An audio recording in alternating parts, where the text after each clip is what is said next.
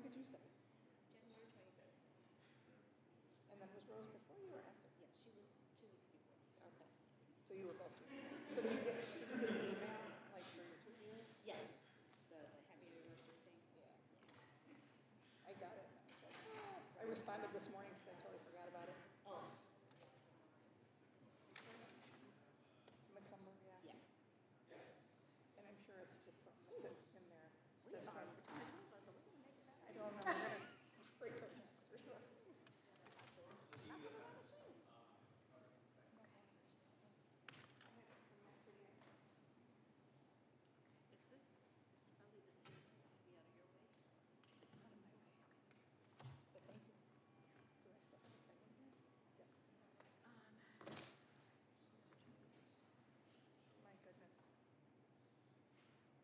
So I've been dealing with a broken washer at home, right? I have to literally go down and manually spin it and shut the lid. Oh, to Because get it- it, get rid of. And it's super loud that I will not do laundry after 7 p.m. at night. And so I told 2 weeks about it. I emailed the property manager. How do you like it? You still like it in the spot? I like where I live. The neighbors are all nice. But the owner, who's in Louisiana, I think, she's mean. Even the property manager called me she called me 3 times last night.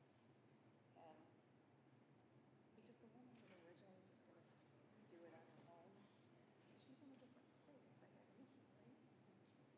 So over Christmas, I got all these groceries. My son was coming in, and the fridge goes out.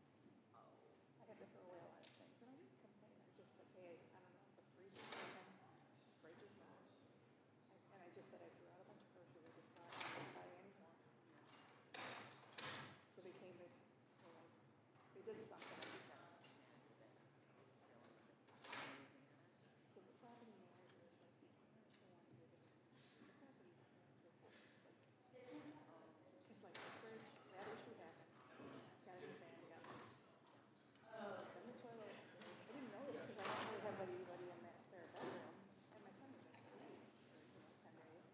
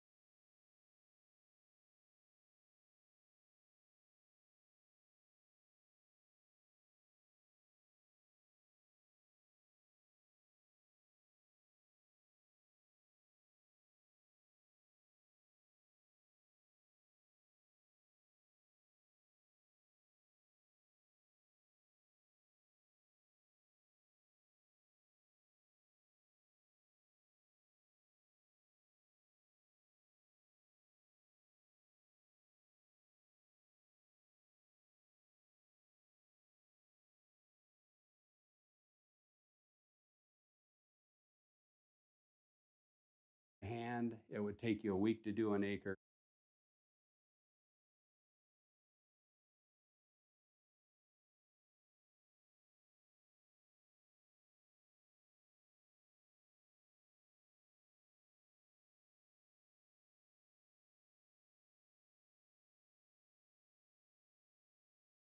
He's got problems. He's a lousy governor. So I said, Gavin, will you sign it?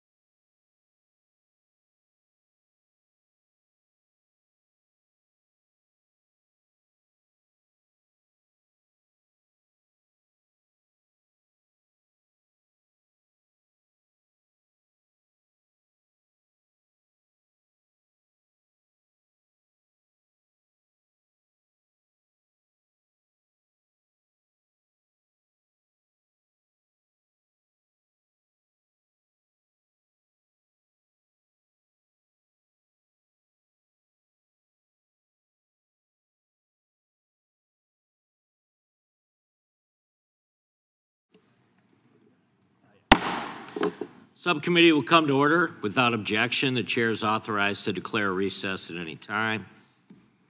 We welcome everyone to today's hearing on California fires and the consequences of overregulation.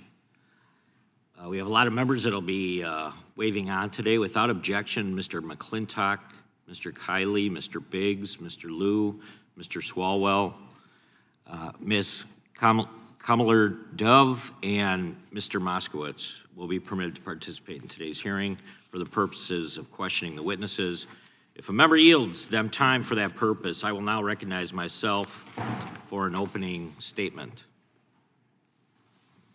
Earlier this year, Southern California was hit with tragedy as fires, exasperated by strong Santa Ana winds, engulfed large sections of Los Angeles. California Department of Forestry and Fire Management reports that the ongoing wildfires have burned more than 57,000 acres, destroyed 16,000 structures, and tragically caused the death of 28 individuals. These fires are not a new occurrence. Wildfires have been plaguing Southern California for hundreds of years. An abundant forest and shrubland, coupled with a relatively dry climate and strong coastal winds, increase the risk and prevalence of fires. Given the heightened threat environment, one would think California would prioritize mitigation efforts to reduce the number and the strength of fires. Unfortunately, California leaders have insisted and instead prioritized often counterproductive goals like planting trees, installing electric vehicle charging stations, over-equipping their communities and first responders with the tools they need to protect their citizens and livelihoods. And unfortunately, this thinking has resulted in decades of overregulation that have left Californians more vulnerable to wildfires. For example, the state's increase of lawsuits brought by environmental groups under the California Environmental Quality Act, known as CEQA, has delayed proper forest management projects such as controlled burns, timber harvesting, or brush clearing.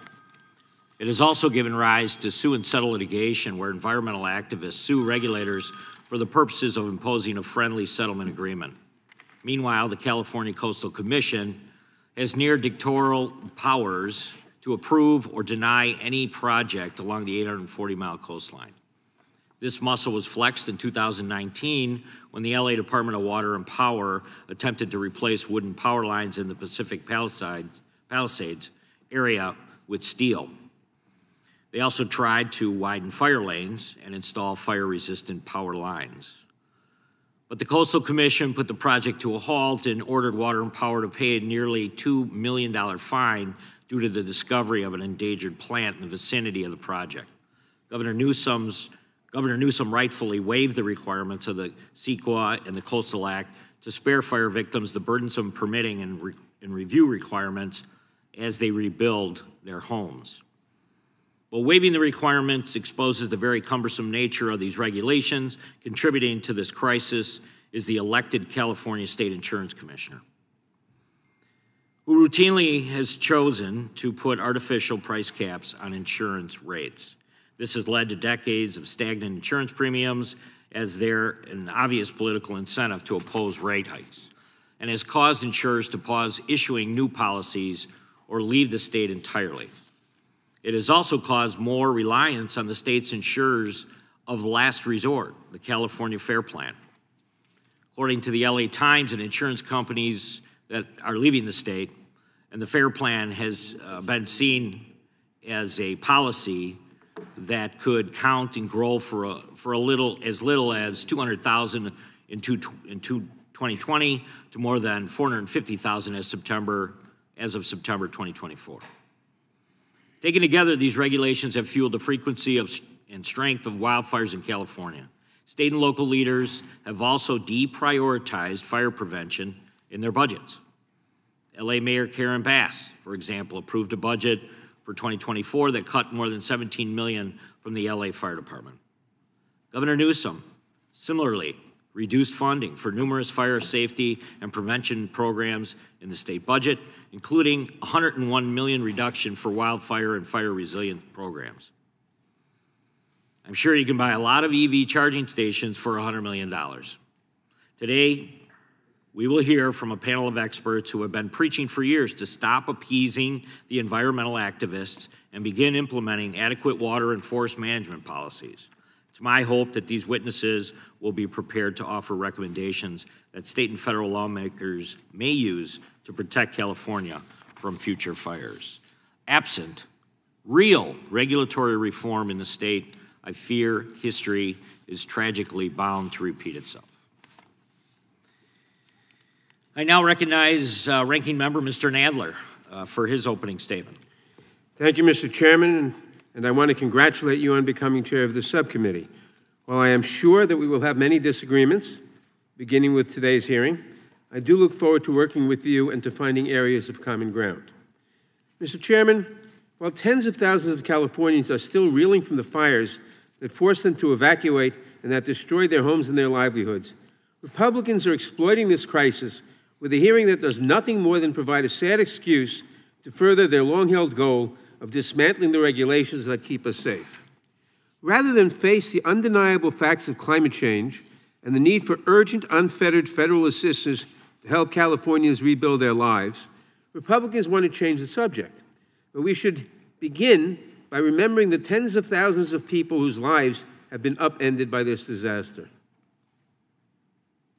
If you look back in the history of California, for me, this is comparable to the 1906 earthquake in California. And the level of catastrophe and disaster here is high. And there's one reason that we're seeing a fire this ferocious. It's the weather, and the number one piece in the weather is the wind. Anthony Maroney is chief of the LA County Fire Department, one of the officials overseeing the firefight. He told us the devil winds hurled embers far ahead of the fire, like snowfall from hell. Made louder. The devastation wrought by these fires is unimaginable, and the only question we should be asking now is how we can help the people of California recover. And despite the heroism of first responders and plentiful water access, all but one small reservoir closed for maintenance, the fires tragically destroyed acres upon acres of homes and communities. Instead of responding to this tragedy with open hearts, Republicans, led by President Trump and his unelected co-president Elon Musk, have resorted to a flurry of baseless accusations and scurrilous misinformation seeking to blame California's Democratic elected officials. And when they claim to be helping the situation, they've actually done more harm than good. For example, President Trump has falsely argued that environmental protection policies left Southern California without sufficient water to fight the wildfires, despite clear evidence to the contrary. Nevertheless, he ordered the release of over 2 billion gallons of water in the Central Valley, purportedly to support his unsubstantiated claims. The president claimed that the water was, quote, heading to farmers throughout the state and to Los Angeles. This critical agricultural resource, desperately needed by California's farmers for the spring, was instead, due to the president's actions, diverted into the Pacific Ocean, 100 miles away from Los Angeles. California does not need political photo ops that waste desperately needed water. They need real federal assistance. And how does the president respond? By insisting that any federal aid come with strings attached that further his own political agenda, like voter ID laws. Never mind that California already has voter ID laws, but the president wants to play politics rather than help those in need. And Gavin Newsom is going to sign those papers. And if he doesn't sign those papers, we won't give him money to put out all his fires. And if we don't give him the money to put out his fires, he's got problems. He's a lousy governor. So I said, Gavin, will you sign? It took him like a month and a half or 2 months, and then he decided for political reasons. And then we got hit with COVID, and we had to solve another problem. That is outrageous. And it is outrageous that Republicans in Congress, including Speaker Johnson, have indicated that they are open to placing conditions on disaster aid, especially ones that have nothing to do with wildfires. Not only is that wrong for California, but it is simply wrong to treat the citizens of any state as pawns in a political game.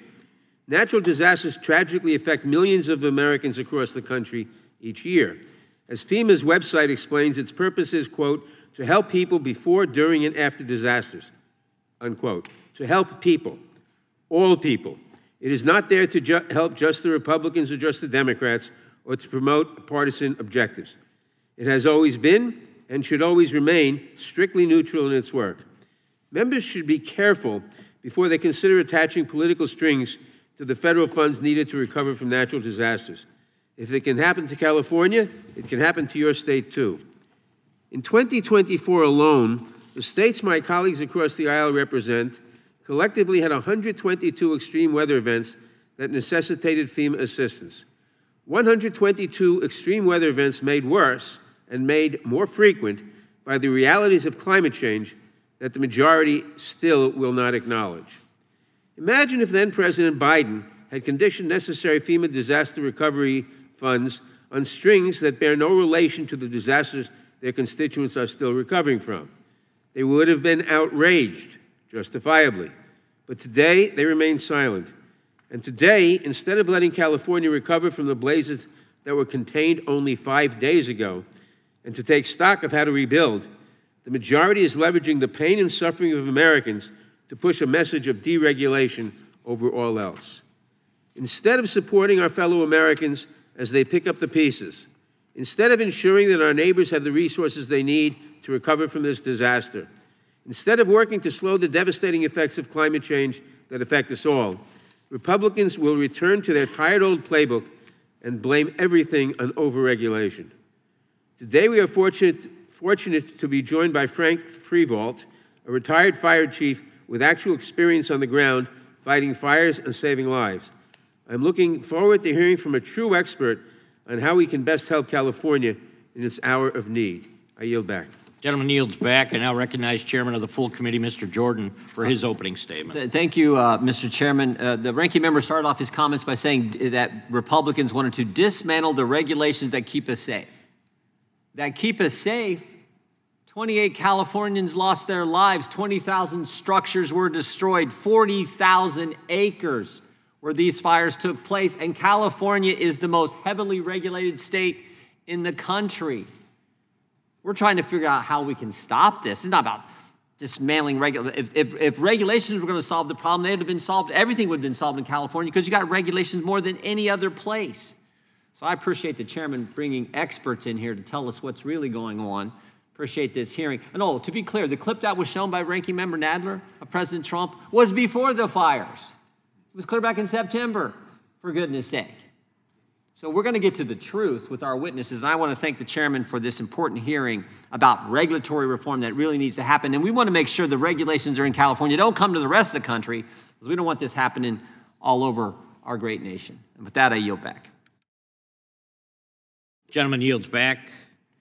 Without objection, all other opening statements will be included in the record. We will now introduce today's witnesses, and I recognize the gentleman from California, Mr. Kiley, for that purpose. Thank you, Mr. Chair. We are fortunate to have with us today witnesses who know as well as anyone what has gone so wrong in my state, what has gone so wrong in the Golden State. They will share with us the titanic policy blunders and staggering failures of political leadership that have caused such harm to California and for which our citizens have paid such a high price. I believe that today's hearing can be a moment where we turn the tide and restore some sanity to California fire and water policy while issuing a warning to the rest of the country about the devastating consequences of these failed policies. As President Trump said, there can be no golden age without the Golden State. Our first witness is Steve Hilton. Now, most probably know Mr. Hilton as a British and American commentator for, among other outlets, Fox News. But he actually, back in 2010 to 2012, was the director of strategy for British Prime Minister David Cameron. And he has now brought his unique mix of brilliant strategy, passion, and a common sense approach to policy to found a nonprofit organization called Golden Together, which focuses on fixing the problems that are causing a mass exodus of people from the state of California. That mass exodus, by the way, is measurable. For 5 straight years, California has ranked #1 in the country in outbound U-Haul rentals. The greatest state in the country, most beautiful state in the country, has become the most popular state to leave. Mr. Hilton's testimony will cover the failures in leadership that have led to the lack of preparation for the fires in Los Angeles. Our second witness is someone who many of us in California know very well and whose insights we have been relying on for a long time. Mr. Stephen Greenhut is Resident Senior Fellow and Western Region Director for State Affairs at R Street Institute. He was a columnist for the San Diego Union Tribune who focused on California policy and state government. He authored the book, Winning the Water Wars: California Can Meet Its Water Needs by Promoting Abundance Rather Than Managing Scarcity. His testimony will identify many areas in which policy promises in California that were made with no follow-through from California leaders. As a California resident, he can speak to the personal impact many of these policy decisions have had on him and his family. And finally, Mr. Edward Ring, who is perhaps as knowledgeable about water and fire policy in California as just about anyone. Dr. Ring is the Director of Water and Energy Policy for the California Policy Center. He has a deep tactical knowledge of the poor decision-making of environmentalist California policymakers. He will speak directly to the prolonged environmental review process and the meddling of environmental groups that prevents proper fire mitigation and water management from happening in California. And lest anyone think that the purpose of this hearing is simply to identify problems rather than present solutions, I'd encourage you to check out Dr. Ring's written testimony in which he has literally dozens and dozens of concrete policy changes that California could make right now to improve the situation. Thank you, Mr. Chair, for convening this important hearing, and I yield back. Gentleman yields back. I now recognize the ranking member, Mr. Nadler, to introduce the Democrat witness. Thank you. Before I introduce our witness, I must take strong exception to what Mr. Kiley said when he said California was the most beautiful state in the Union. Obviously, New York is the most beautiful state in the Union.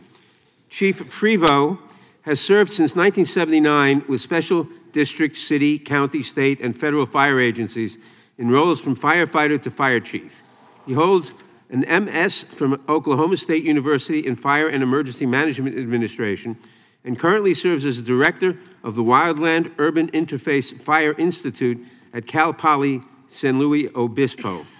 Frank is an SME for the Gordon and Betty Moore Foundation Wildfire Advisory Council and previously served as a senior policy advisor to the Western Fire Chiefs Association with an emphasis on the development of resilient wildland urban interface communities.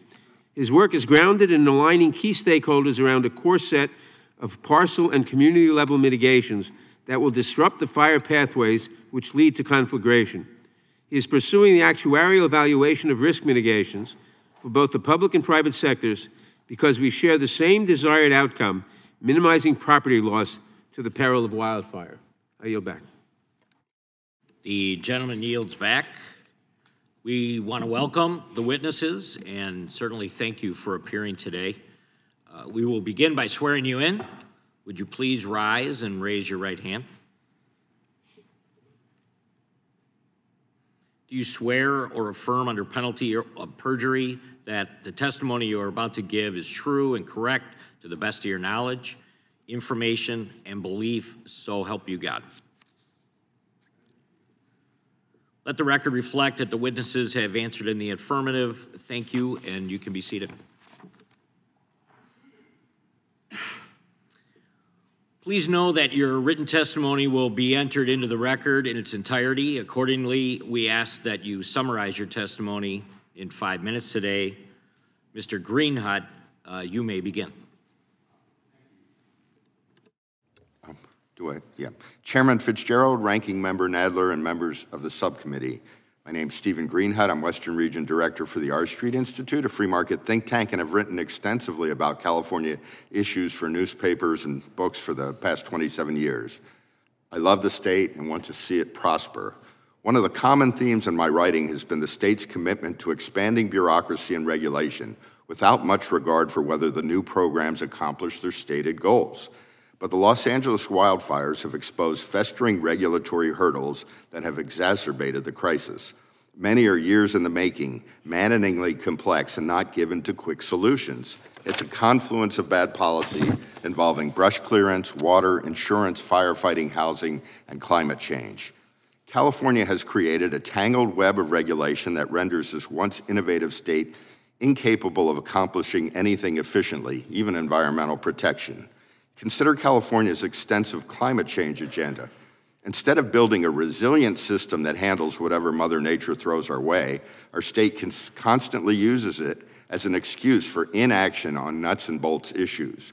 By the way, uncontrolled wildfires undermine whatever progress we're making in reducing carbon dioxide emissions. University of Chicago research found that the 2020 wildfires emitted close to double the state's emissions reductions achieved over 16 years. The governor has agreed that we need to step up brush clearance, but very little happens. The California Environmental Quality Act, CEQA, and other laws require environmental impact reports for clearance projects and 2 to 3 approvals for controlled burns. They can take years. The state could, for instance, consider using more funds from the Greenhouse Gas Reduction Fund to pay for this, rather than prioritizing a high-speed rail system that's unlikely to do much about the climate. It's always an issue of priorities. The wildfires have also highlighted California's counterproductive insurance regulations. I've been writing for years about the coming insurance catastrophe. It can take many months, close to a year, for insurers to wade through the process of hearings, rate reviews, and opposition to such hikes by consumer attorney interveners who earn large fees for their efforts.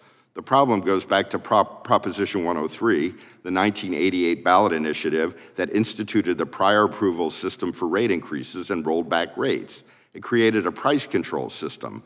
Unable to easily adjust rates to reflect risk, insurers quietly, and then not so quietly, began exiting. The insurance commissioner crafted a suite of useful reforms that were showing some promise, but why did it take so long? With this catastrophic wildfire, it remains to be seen whether these changes will be enough to stop the continued exodus of insurers.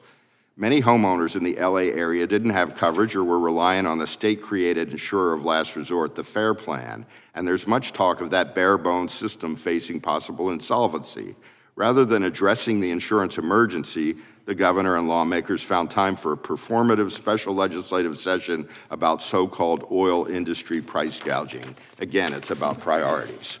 Water policy is a tangential issue related to wildfires, but California has built little new water infrastructure since the 70s, when the population was roughly half what it is today.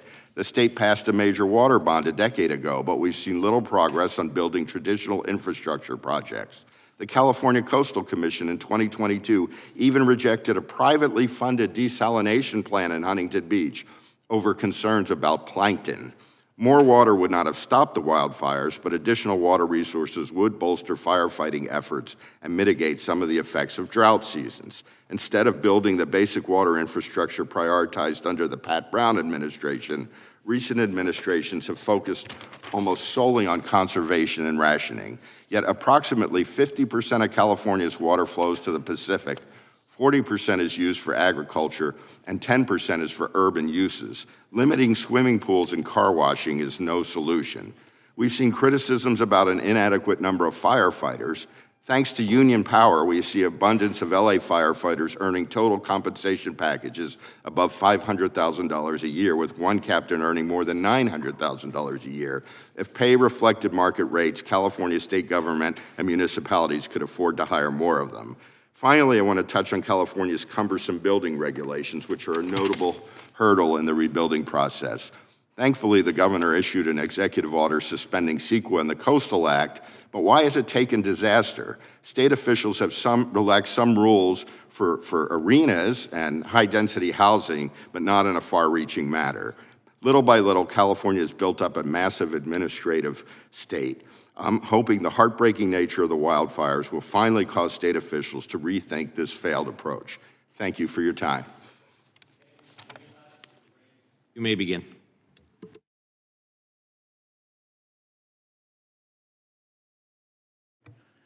Chairman Jordan, Ranking Member Nadler, Chairman Fitzgerald, Ranking Member Raskin, and members of the subcommittee, thank you for the invitation to appear today to testify regarding California fires and the consequences of over-regulation. My name is Edward Ring, and I'm the Director of Energy and Water Policy for the California Policy Center, a nonpartisan public policy research institute. My observations over the past decade have led me to the conclusion that many of you may share. Over-regulation in California has made the state unaffordable to middle-class and low-income families. It has also endangered our lives, our homes, and our communities, and has harmed the environment at least as much as it has helped. Today's hearing centers on the consequences of overregulation in California with a specific focus on the recent and catastrophic wildfires that consumed thousands of homes in Los Angeles and cost many lives. While no amount of preventive measures or properly applied firefighting resources can stop all of the wildfires in our state, their frequency and their severity is a consequence of overregulation. The regulations most damaging to our forests are, ironically, justified by misguided environmentalist values. Because of environmentalist regulations and litigation, pursuant to the California Environmental Quality Act, the California Endangered Species Act, and their federal equivalents, California's annual timber harvest is down to 1.5 billion board feet a year, 25% of what it was as recently as the 1980s. These and other environmental laws have nearly killed our logging industry while also making it much harder to do prescribed burns or graze. These forests are dried out, unhealthy, because there are now at least 3 times as many trees, at least 3 times as many trees per acre than the natural density, competing for limited light, water, and soil nutrients. There is an alternative. For example, in 2020, the Creek Fire burned 380,000 acres in the Central Sierra Mountains, but 20,000 acres in the middle of that fire, the watershed around Shaver Lake, didn't burn at all. That's because for several decades, the owners practiced what they call total ecosystem management. They used prescribed burns, mechanical thinning, grazing, and selective logging to manage their forest. Wildlife biologists who were on site claim that species counts in the area actually exceed levels found in forests where state regulations have banned logging. These practices need to be extended to all wildland in California, and in the wildland-urban interface, Los Angeles in particular, the Santa Monica Mountains Conservancy ought to completely reprioritize their actions to first ensure reducing fire risk. California is only 5% urbanized, and that is where 94% of our state's population lives. We have the most densely populated urban areas of any state in America. The point here is that our state has plenty of open space and wilderness. Going to extreme lengths to return ecosystems to an untouched natural state is not appropriate along the perimeter of a city with 10 million people. And in any case, our government at all levels has not outperformed private landowners in preserving habitat. California's state government has enacted regulations and enabled litigation that rewards special interests while costing taxpayers literally hundreds of billions of dollars. Environmental regulations make housing unaffordable, leaving subsidized developers to inadequately fulfill a mission that the private sector can do. We pay higher utility rates to subsidize renewables. We have carbon sequestration, carbon offset trading, carbon accounting. We have environmental litigation as a business model. Entire new industries created by political decree, producing nothing of value. This disaster in Los Angeles is a clarifying moment. The leaders running California today can allow a deregulated private sector to create millions of good jobs delivering abundant energy, water, lumber, and housing, including rebuilding the lost homes in Los Angeles at a price normal people can afford. Or we can ration our water and energy and land, expecting the government to subsidize millions of households that can no longer afford the essentials. We can manage our environment and expand our suburbs, redefining what constitutes a reasonable environmental impact. Or we can retreat into high-density urban cores and pretend the entire earth should be turned back over to nature. I am including in my written testimony a list of laws that should be repealed, regulations that should be scrapped, and strategies whereby California, hopefully with the help from the federal government, can save our state. Thank you. Thank you, Mr. Ring. Mr. Hilton, you may begin. Thank you very much. Thank you very much, Mr. Chairman, and all your colleagues for giving me the opportunity to be here today. My comments reflect both the policy work that I've done that Mr. Kiley mentioned at my organization Golden Together, specifically 2 reports which I'd like to draw your attention to, reducing California's carbon emissions through modern forest management, and secondly, water abundance.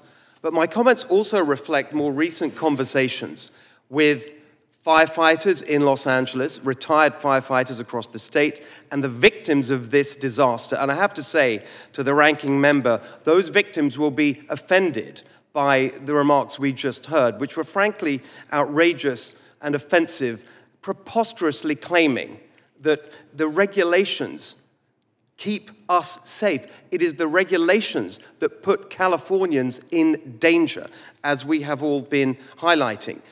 It's described sometimes, this disaster, as a natural disaster. It is not a natural disaster. This was a man-made disaster, more precisely, a Democrat-made disaster. That is not hyperbole. That is the only plausible explanation for the impact here.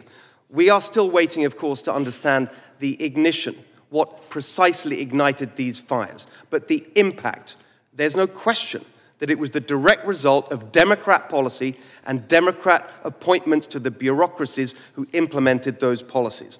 As we've been hearing, fire is a natural part of life in these areas that burned. That is not new. We have had fires for decades. We have had fire prevention for decades. But in the last 2 decades, that kind of sensible fire prevention was blocked by Democrat policy. We have heard a lot as we've watched these disasters unfold about containment. What does containment mean? It doesn't mean putting out the fires. It means clearing the perimeter, fuel management, fire prevention. That is what's actually happening. Bulldozers and firefighters with axes. There's a simple question. We can do that before these fire disasters, or we can do it after. The choice that Democrats have made is to force it to be done by our brave firefighters after the event instead of preventively beforehand. Let's be specific. There was an article in the New York Times about Philip and Claire Vogt, who designed and built one of the most fire-resistant homes in America on a peak in the Santa Monica Mountains. Quote, "For months, Philip had been volunteering to clear away the dead undergrowth on the parkland surrounding his property, but California officials told him he could be fined for meddling with a sensitive habitat." Who are these California officials? Number one, CARB, the California Air Resources Board. In 2000, they issued new smoke management regulations that effectively prohibited the kind of controlled burns that were the norm for decades before. As we were hearing, the California Coastal Commission prohibiting sensible fire prevention measures to save a Bronton's milkvetch shrub, which they claim is endangered. And worst of all, as we were hearing, the Santa Monica Mountains Conservancy, every single firefighter that I spoke to in Los Angeles said, what are these people doing, stopping us from taking the sensible steps to keep our communities safe? This is the direct result of overregulation. And I could go on. In 2020, Senate bill in the California legislature, SB 182, would have mandated fire prevention and resilience, including evacuation routes, vegetation management, fire-safe construction. It was vetoed by Governor Newsom. Here is a quote from his veto letter.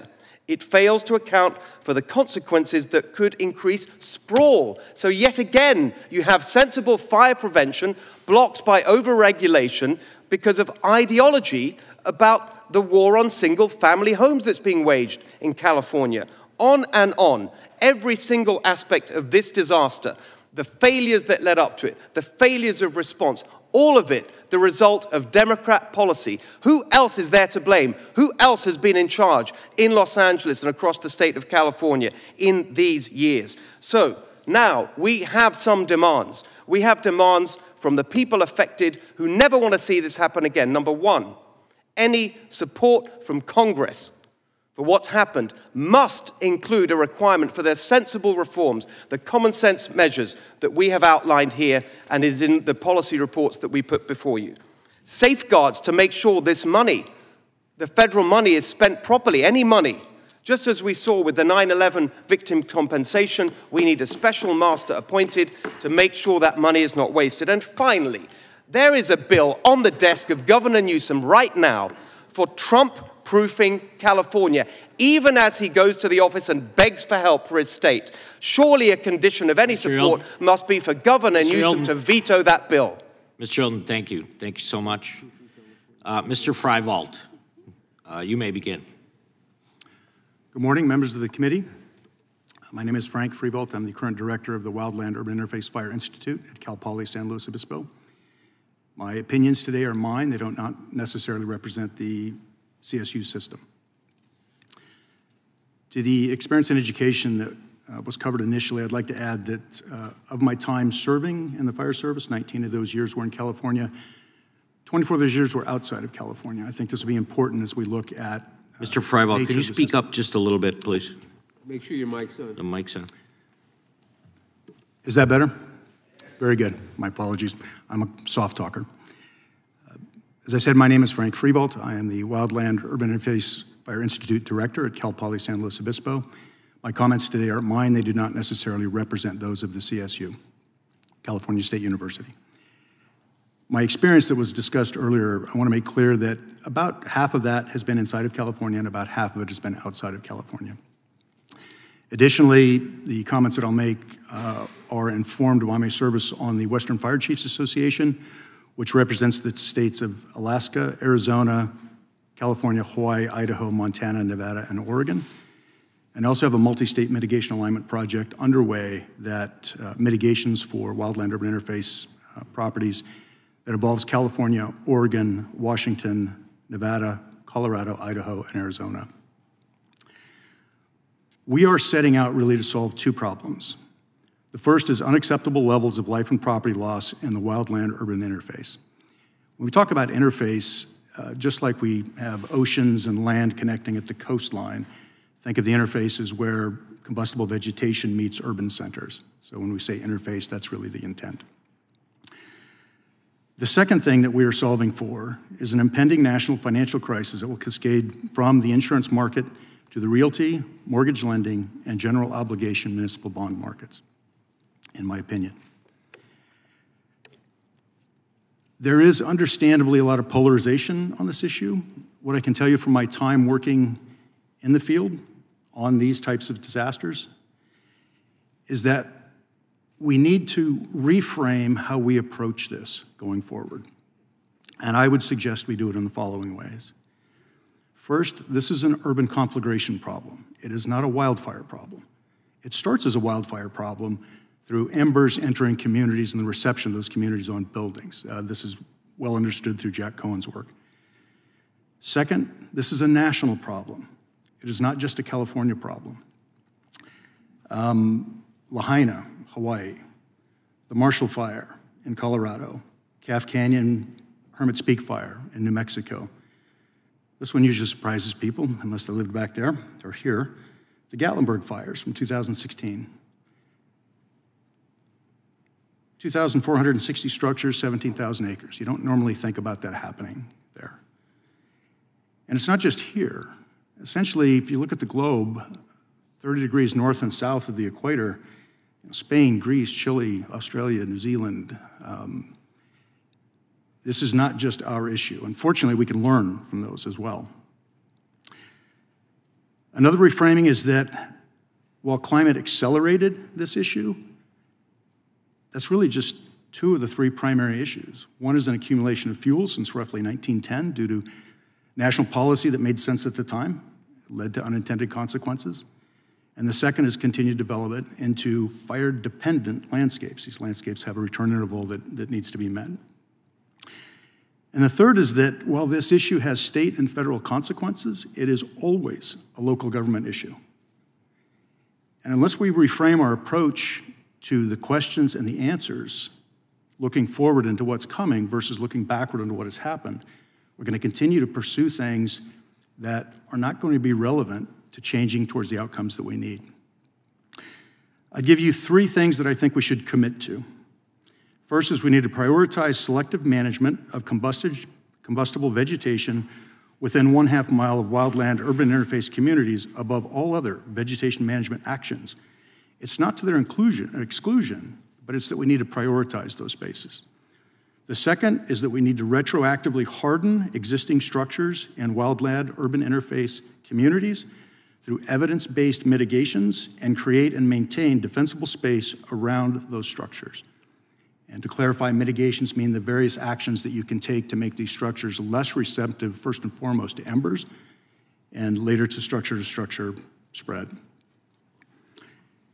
And third, we need to require the evidence-based mitigations are included in the part of the actuarial pricing of risk and insurance rate setting. We know enough now about those relative contributions to the disruption of fire pathways to understand their value.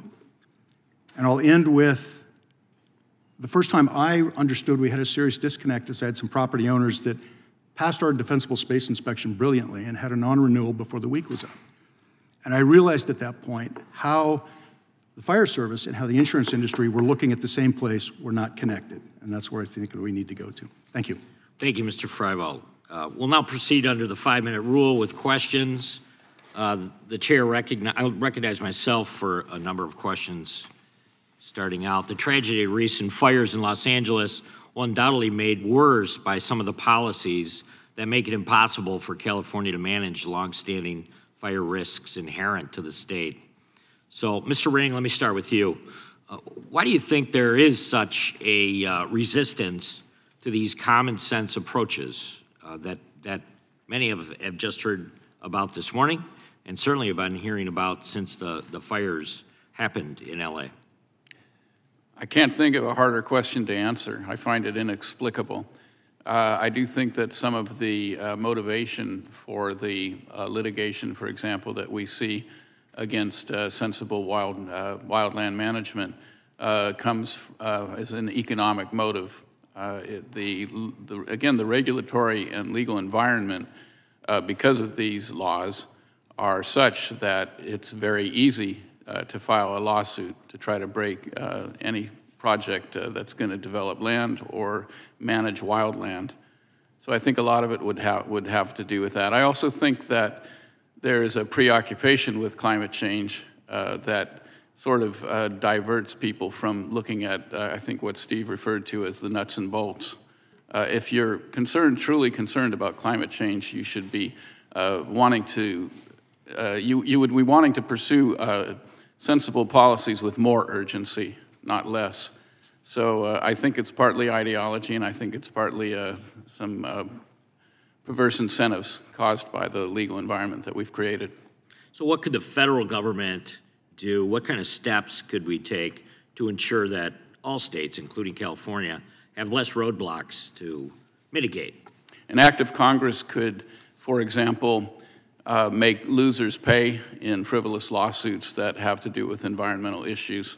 I think that would be a reform that would cut across every law or regulation that's being exploited currently, whereas if you, for example, reform the Endangered Species Act, which is also necessary, and reforming NEPA is also necessary, but if you also assign a responsibility to litigants that file frivolous lawsuits, you would take care of every regulation that's being exploited in that manner. Do you think there's anything that we're seeing and experiencing with the fires in California that would lead you to maybe scrutinize some of the statutes at the state level in other states that also experience forest fires, wildfires that California just experienced, that makes sense, that there is a state to look towards to maybe fine-tune what's going on in California? Well, I can say that in California, it would probably be helpful to take away the waivers that permit California to enact all kinds of laws that go well in excess of federal regulations. As far as an example of a state that's managing their wildlands more responsibly, I can't answer that with specific knowledge, but I think that in the southeastern United States, a lot of forest management is done in a way that makes a lot more sense. Very good, thank you. Mr. Greenhut, let me ask you, many states require that state insurance commissioner has to approve a rate increase before it takes effect.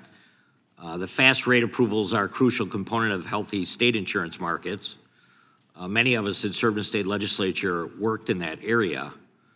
So Is there something that you're seeing that stands out when it comes to California that's lacking in this area, or some of the moves or changes that have been made as a result of trying to better position themselves and unfortunately failing when it comes to insurance rates?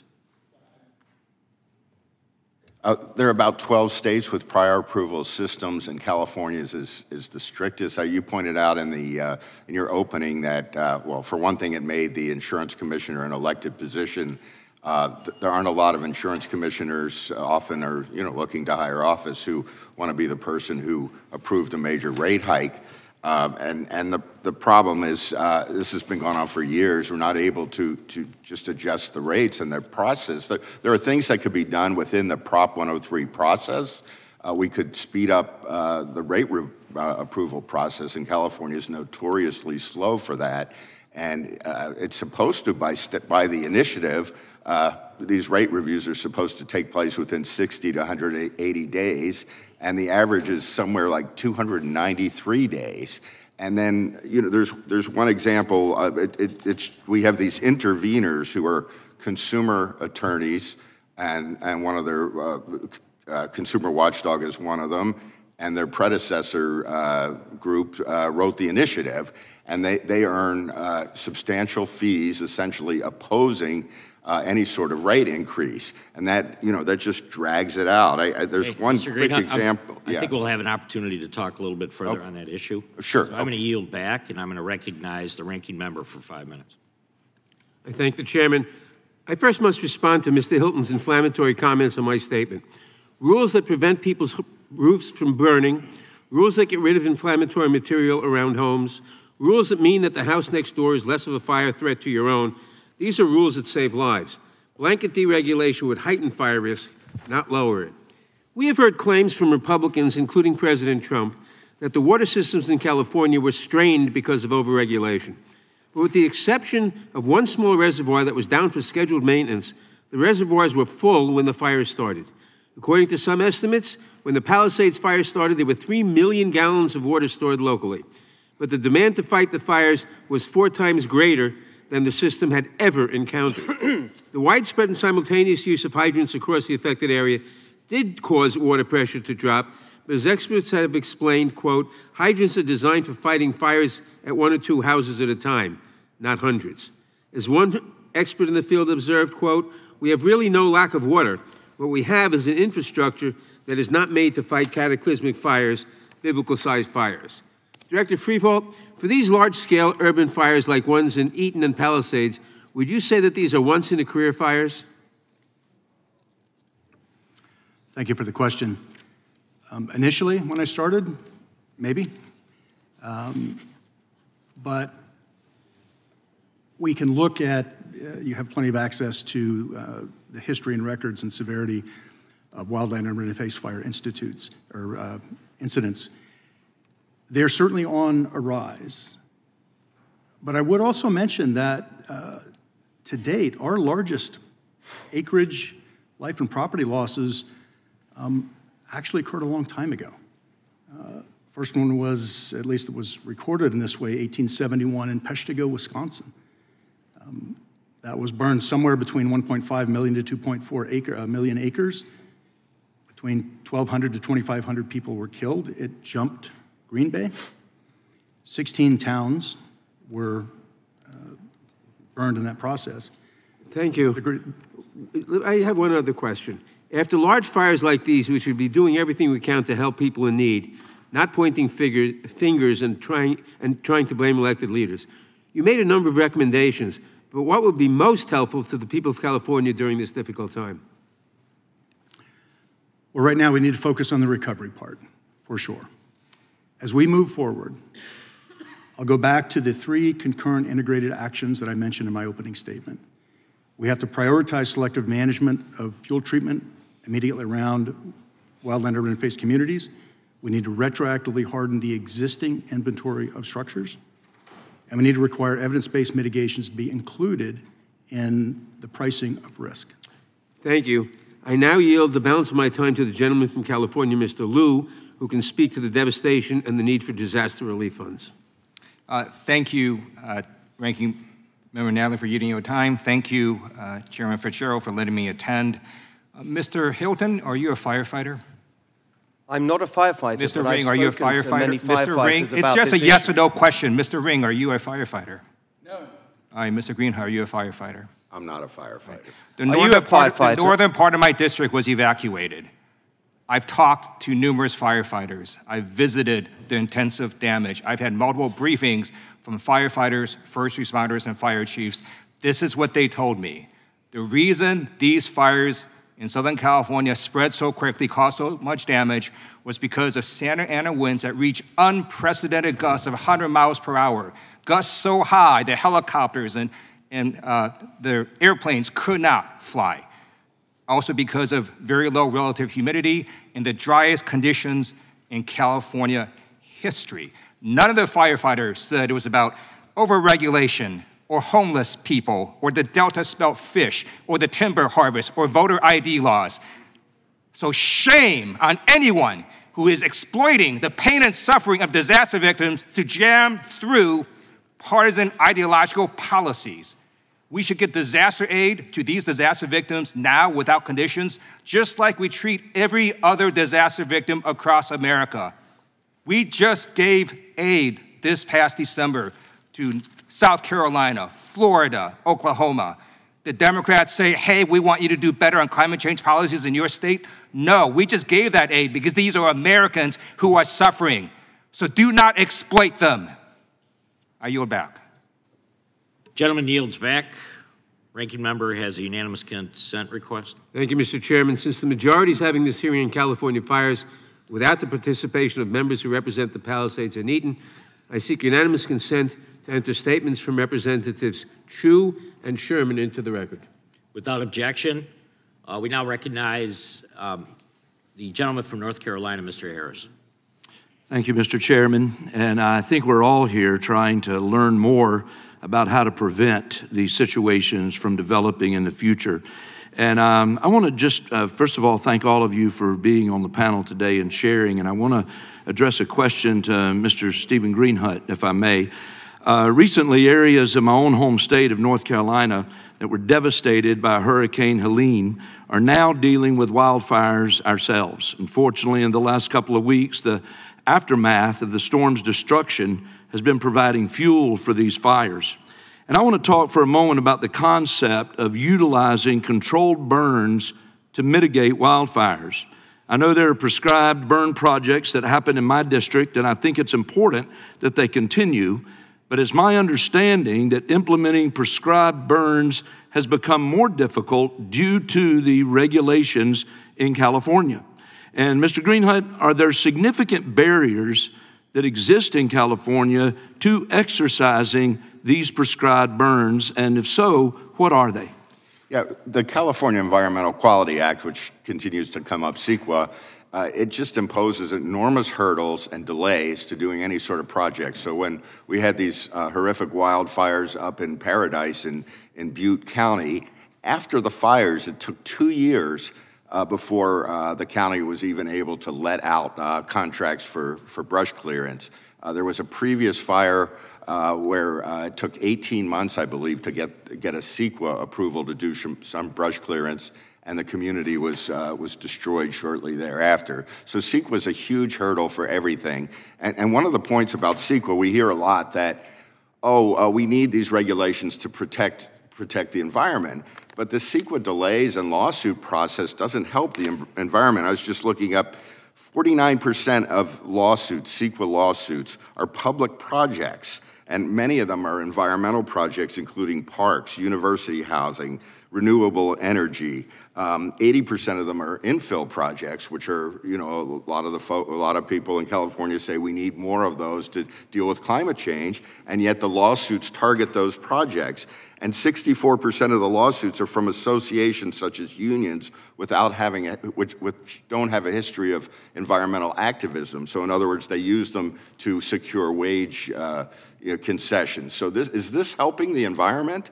And if we're slowing prescribed burns and brush clearance, and we've done very little. We're supposed to do about, according to CAL FIRE, about 1 million acres of clearance a year on federal and state land, and have been doing around 125,000 acres a year.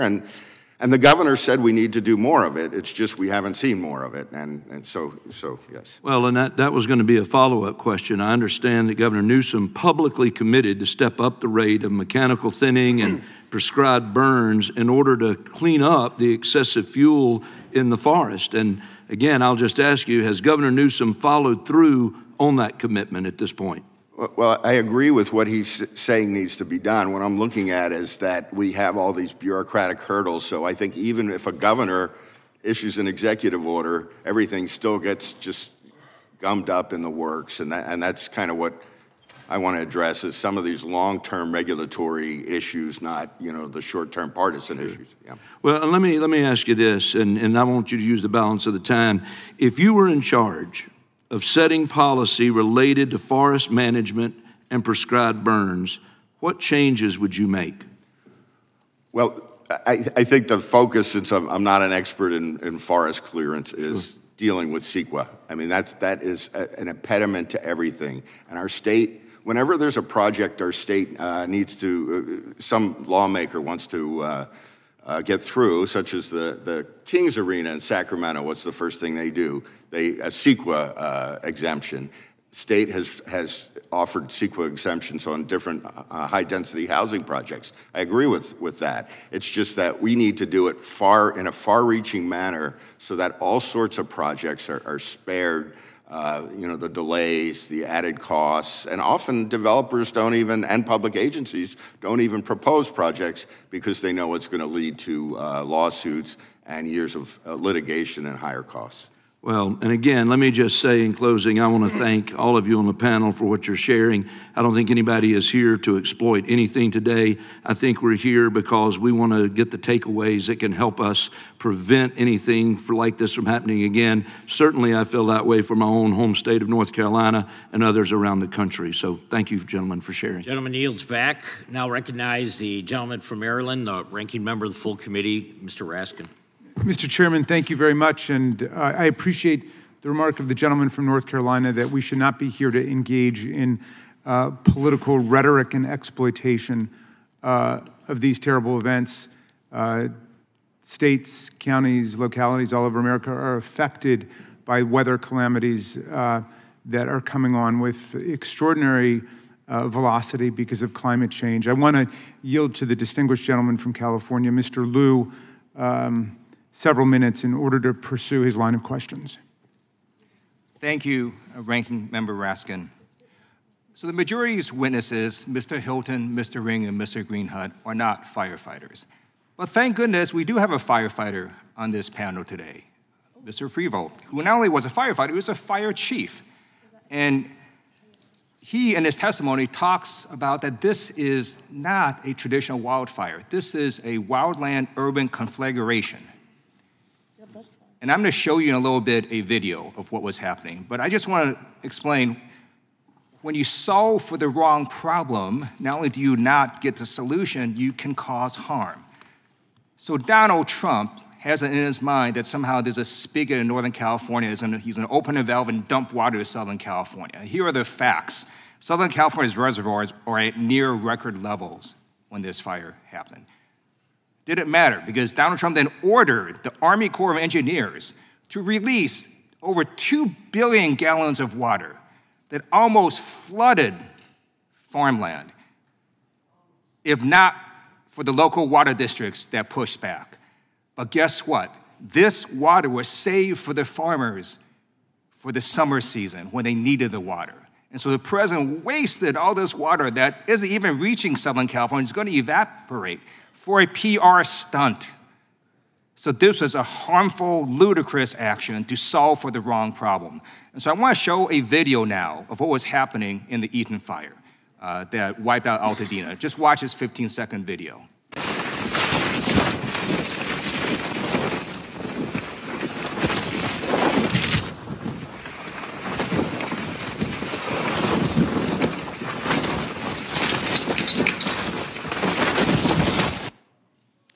That is not a timber harvest problem, not a desalinization problem, not a homeless person problem, not a voter ID problem. That is burning embers being blown by unprecedented Santa Ana winds that reach up to 100 miles per hour. And these burning embers that could be softball size would fly for miles and miles and miles and hit a structure and set that structure on fire. And then that structure became the fuel for the fire. That's what was happening. The structures became the fuel for the fire. And so, Mr. Freebaugh, can you talk about, first of all, confirm that that is true, and then explain in your testimony about strengthening sort of these structures with fire-resistant materials? Concur with what you said initially. Repeat the last part of your question, please. In your testimony, you talk about how to harden some of Yes. these structures with fire-resistant materials, which actually is something that might make sense, not for the other random policies that the majority of witnesses are trying to jam through on ideological reasons. I would point to two standing sets of work that we could start on yesterday. The first is the Wildfire Prepared Home designation from the Insurance Institute for Business and Home Safety. That's a package of mitigations that has been proven to be effective on really two things. It is preventative embers getting into structures and then starting the structure itself on fire.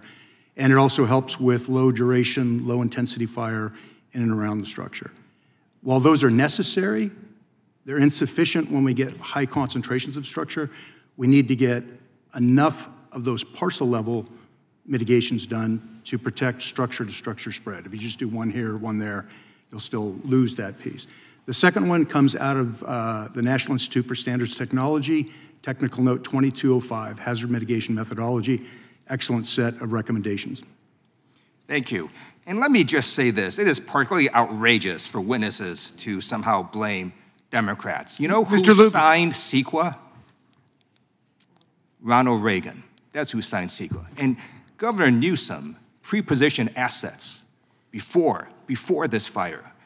But those helicopters and airplanes could not fly over the Eden fire because of the 100-mile-per-hour winds. That was the truth. That is what happened. Go do your own research. I yield back. And I'll yield back to the chairman. Gentleman from Maryland yields back. We now recognize gentleman from Texas, Mr. Gooden. I yield my time to Mr. McClintock. Gentleman yields his time. I thank the gentleman for yielding. First, I want to assure Mr. Liu that Messrs. Hilton and Ring and Greenhunt are three of the most insightful experts on California public policy that I've had the honor to work with during my 45 years of public service, and I can't imagine a more distinguished panel than we have before us right now. Mr. Liu might also be surprised to learn that before the modern era, California lost 4.5 million acres a year on average to catastrophic fire. Then in the 20th century, we established land management agencies to do a little of the gardening ourselves instead of leaving it to nature. We auctioned off excess timber to logging companies that paid us to remove the excess. We leased public lands to cattle and sheep ranchers to suppress brush growth through grazing. We did controlled burns to remove undergrowth. We cut fire breaks to contain fires. We used herbicides to keep brush from residential areas. We put out fires before they could explode out of control. And our fire losses declined from 4.5 million acres a year on average to just 250,000 acres a year throughout the 20th century. But we don't do those practices anymore. Our fire losses are now back up to an average of 1.5 million acres in 2020, 4.5 million acres. Mr. Greenhunt, what happened? Thanks, Congressman. It just seems like an ideological shift. We've moved towards land preservation at all costs. And I was just looking through, thinking of but it doesn't preserve the land, does it? It's caused the incineration of the land. Exactly. I mean, the idea was to preserve species. I mean, we pointed out before that we. And some of it's growth control, too. Pointed out that a project was stopped for hardening the telephone poles over concerns about an endangered weed. It's this, yeah. Mr. Ring, is this a policy issue or is this an act of God? Everything's an act of God, but policy has a lot to do with what actually happens. California's forests, since the enforcement of environmental regulations became more aggressive, are now overgrown. I know you're very familiar with this, the average tree density, and this is verified by several studies from universities in California, Merced, Berkeley, Davis, elsewhere. The tree density in the Central Sierra is now about 5 times what's historically normal.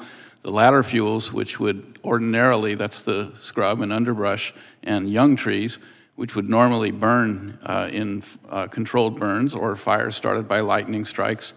When that doesn't happen anymore, you have trees that are allegedly dying because of climate change, but they're actually dying because you've got so many more trees competing with the same amount of light, you can actually nutrients. You can actually tell the boundary between the private lands that are not subject to these laws and the public lands just by the condition of the forests on each side of that boundary line. How clever of the climate to know exactly where the boundary lines are and only decimate the federal lands.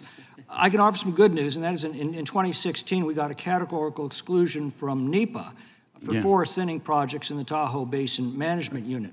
That simple change has taken the environmental studies from 4.5 years down to just a few months. It's taken the environmental reports from 800 pages down to a few dozen. It's increased the timber yield on the Tahoe Basin from 1 million board feet a year to 9 million board feet a year. It's tripled the amount of treated acreage. That's what saved the town of South Lake Tahoe from the Caldor fire. Unfortunately, right across the boundary line was the town of Grizzly Flats that was not protected by this law. It was completely incinerated by the same fire. Now, we got those provisions finally this year, just a few weeks ago, into the Fix Our Forests Act. It passed the House with 141 Democrats opposing it. Mr. Hilton, I'll give you the final word. What would you say to those Democrats? I think I'd first of all say to Mr. Liu, I think we'd take his righteous indignation a little bit more seriously if he wasn't in nearly every single case the first to jump on one of the terrible tragedies that we see too often in our country of mass shooting, to immediately call for the kinds of reforms that would stop it happening. These fires have nothing to do with mass shootings. Exactly. And that's what we're here to do, to stop people dying, to stop people losing their homes, to stop the terrible human and economic cost of these fires. That's what we are here arguing for, those kinds of changes that could be made and would stop the severity and impact of these kinds of fires. Gentlemen's time has expired. We'll now go to gentleman from California, Mr. Correa. Thank you, Mr. Chairman. I also want to thank and welcome our witnesses here today. Very important issue for California as well as the rest of the country. I'm a lifelong Californian. I know the Santa Ana winds. They're hot, dry, strong, unpredictable, and unforgiving. You just heard Mr. Liu talk about 100-mile-an-hour winds. This time, this area, it was the perfect storm. Hurricane-strength winds, along with prolonged droughts in Southern California, made just fighting these fires impossible. Led to devastation, loss of property, and terribly, loss of life. But natural disasters are plaguing every state. Floods, hurricanes, fires, and insurance companies are leaving many states, not just California. In Texas, led the nation when it came to natural disasters. From 2004 to 2024, there were $179 billion plus natural disasters in Texas. North Carolina had 82. Virginia had 80. Wisconsin had 49. Wyoming had 31. Florida had 61. And California had 31. These disasters occur in every state, and their frequency is increasing. These disasters, these perfect storms, I would say, occur more and more. Last May in Texas, a storm with hurricane-force winds knocked out power to over 1 million homes and businesses. And in Florida and North Carolina, Hurricane Helene caused historic flooding and tremendous damage. Catastrophic wildfires have occurred across the nation, including the German Road fire in Wisconsin and the Great Smoky Mountains wildfire in Gatlinburg, Tennessee. And insurers are fleeing these states. In Florida and in Louisiana, many insurers have either left or gone bankrupt. And in Texas and North Carolina and many other states, you're seeing tremendous rate increases. In Texas, which experienced $16 billion weather-related events in 2023, 5 major insurers have ended or limited their coverage. Florida, Louisiana, and North Carolina all have reported non-renewal rates greater than that in California in 2023. And nationwide, non-renewal rates have jumped up 30% from 2018 to 2022. So what we're trying to say is, this is not a California crisis. This is a national crisis. We're California. Everybody likes to bash us. We are the center of the universe, that I'd say. We're the center of high-tech, biotech, and we are the center of the entertainment industry. And by the way, we're the number 5 economy in the world. I hope that doesn't bring us any tariffs. We're also home to 70% of the venture capital in the US. And of course, home to 40 million people. Let's be clear, disaster aid should never be preconditioned on political agendas. All of us here have voted for aid for other states when they needed it. And we do learn from every disaster in California. Right now, California has dedicated billions of dollars, nearly doubling the amount we spent in 2019 to address the causes of forest fires. And CAL FIRE and others have worked on over 1 million acres to reduce these activities that would lead to fires. California, we're doing our job. It's just the situations have been impossible. We're all Americans, and I hope all of us remember that when it comes to disaster relief. When one American suffers, the rest of us need to show up and help. That's what we do best. Mr. Chair, I'm out of time. I yield. Gentleman yields back. Now recognize the gentlewoman from Wyoming, Hageman. Ms. Hageman. Thank you, Mr. Chairman. Climate change and global warming are the scapegoats for the Democrats and radical environmentalists to deflect attention from their failed policies and the destruction caused by their own actions. In 2001, under Bill Clinton, the Forest Service adopted the roadless rule, which was designed to deny access, management, and use to 58.5 million acres of National Forest Service lands. We warned at the time that this rule would cause catastrophic forest fires, reduce the amount of water available for communities for farming and other uses, and also result in catastrophic pine beetle outbreaks, which is in fact exactly what has occurred. Every single one of the things that we described would happen has in fact happened, and California has suffered maybe more than many of the states. Recently, the gentleman who ran the Forest Service under Joe Biden actually admitted in a hearing that the roadless rule was one of the primary roadblocks to proper and effective forest range management. So to say that the government is always trying to fix its last solution, I don't think you need to look any further than the roadless rule. California has essentially the same water infrastructure in place today with 40 million people that it had in the 1960s with 16 million people. So when we talk about putting conditions on the kind of relief that is going to be necessary to help to rebuild California, it must include additional water infrastructure and fire mitigation methods to avoid having these kinds of catastrophes happen ever again. I have an article that I have just recently pulled up. It stated that Newsom vetoed a bill to enhance fire mitigation so he could grab the land demand for affordable housing. This was a bill that was introduced in 2020, SB 182. It was authored by then State Senator Hannah Beth Jackson, a Democrat from Santa Barbara, whose district had just suffered the Thomas fire. This bill sought to increase local planning requirements and guidelines for permitting development in certain fire hazard severity zones.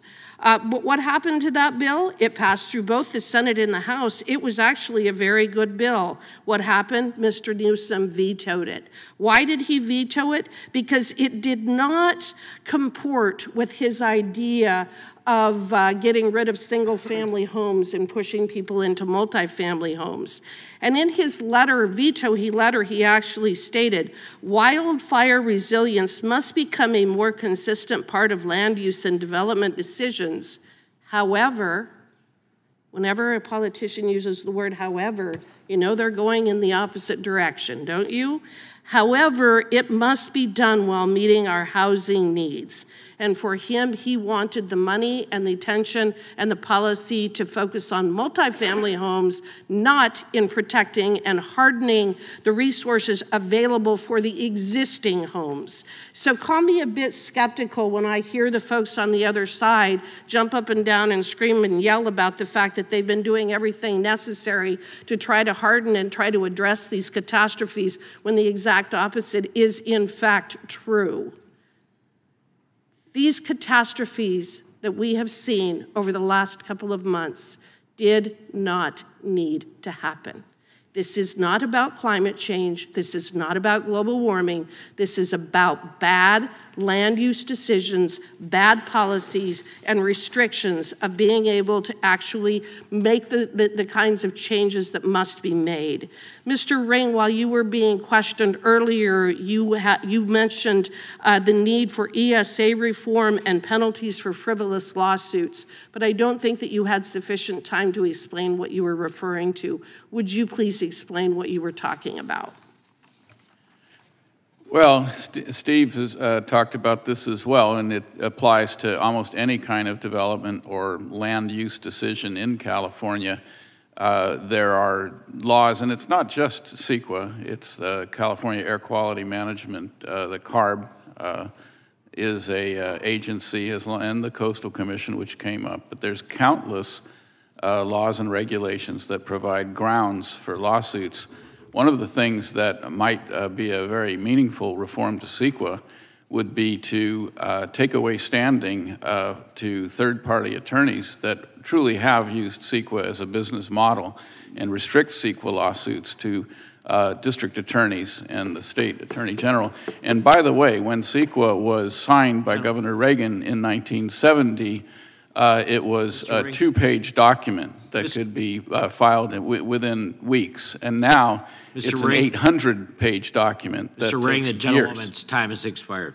Thank you. Thank you for your testimony. We're not going to go to Mr. Correa for a UC. Mr. Chairman, I'd like to submit some documents for the record. Yeah, without objection. First one, Progressive Insurance becomes the latest insurer to flee Texas, October 19, 2024. Second one, 15 states facing imminent insurance crisis, October 4th, 2024. Third one, insurance crisis that started in Florida and California is now spreading. Your state could be next, July 2nd, 2024. Fourth one, California isn't the only place where insurers are dropping homeowners, January 18th, 2025. Fifth one, letter from Congressman Costa to Secretary Hesgreth, dated February 1st, 2025, concerning unplanned water releases. And the sixth one, a letter from members of the California delegation to the Chairman Fitzgerald and Ranking Member Nadler, dated February 5th, 2025, supporting California's insurance regulation. Thank you. Without objection, the chair now recognizes the gentlewoman from Vermont, Ms. Ballant. Thank you, Mr. Chair. The scale of this disaster is really almost impossible to comprehend. We've got 29 people who are dead. We've got 16,000 structures that were destroyed, so many Californians injured.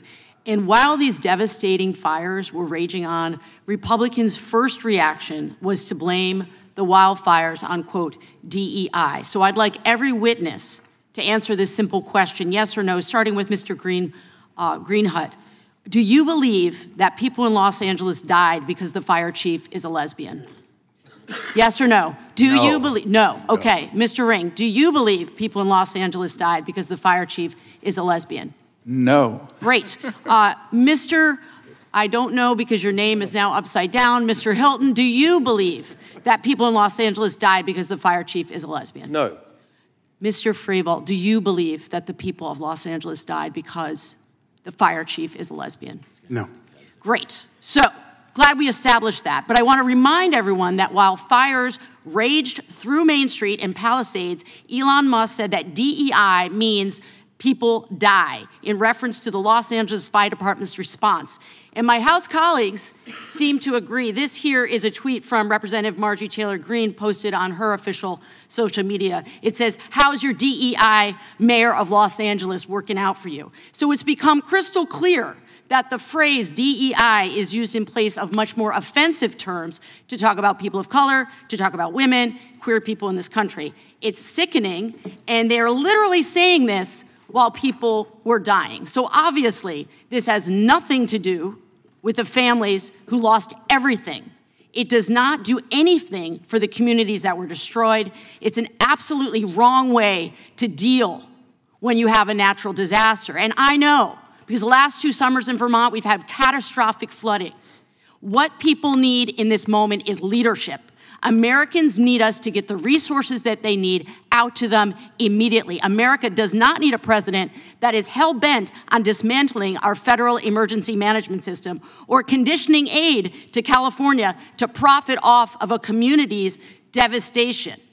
All this talk of DEI is a complete and utter distraction from the fact that we need a plan, an actual plan to help the people of California who lost everything. At this point, I'm going to yield back the balance of my time to the gentle lady from California, Ms. Kamala Gradov. Thank you, Congresswoman, for yielding me your time. And thank you, Mr. Chair, for allowing me to be here. You know, I love California, and I don't like people shading my state.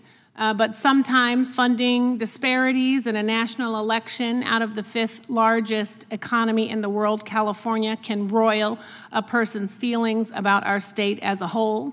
But these frail emotions should not debilitate a leader's execution of their job serving all of the American people.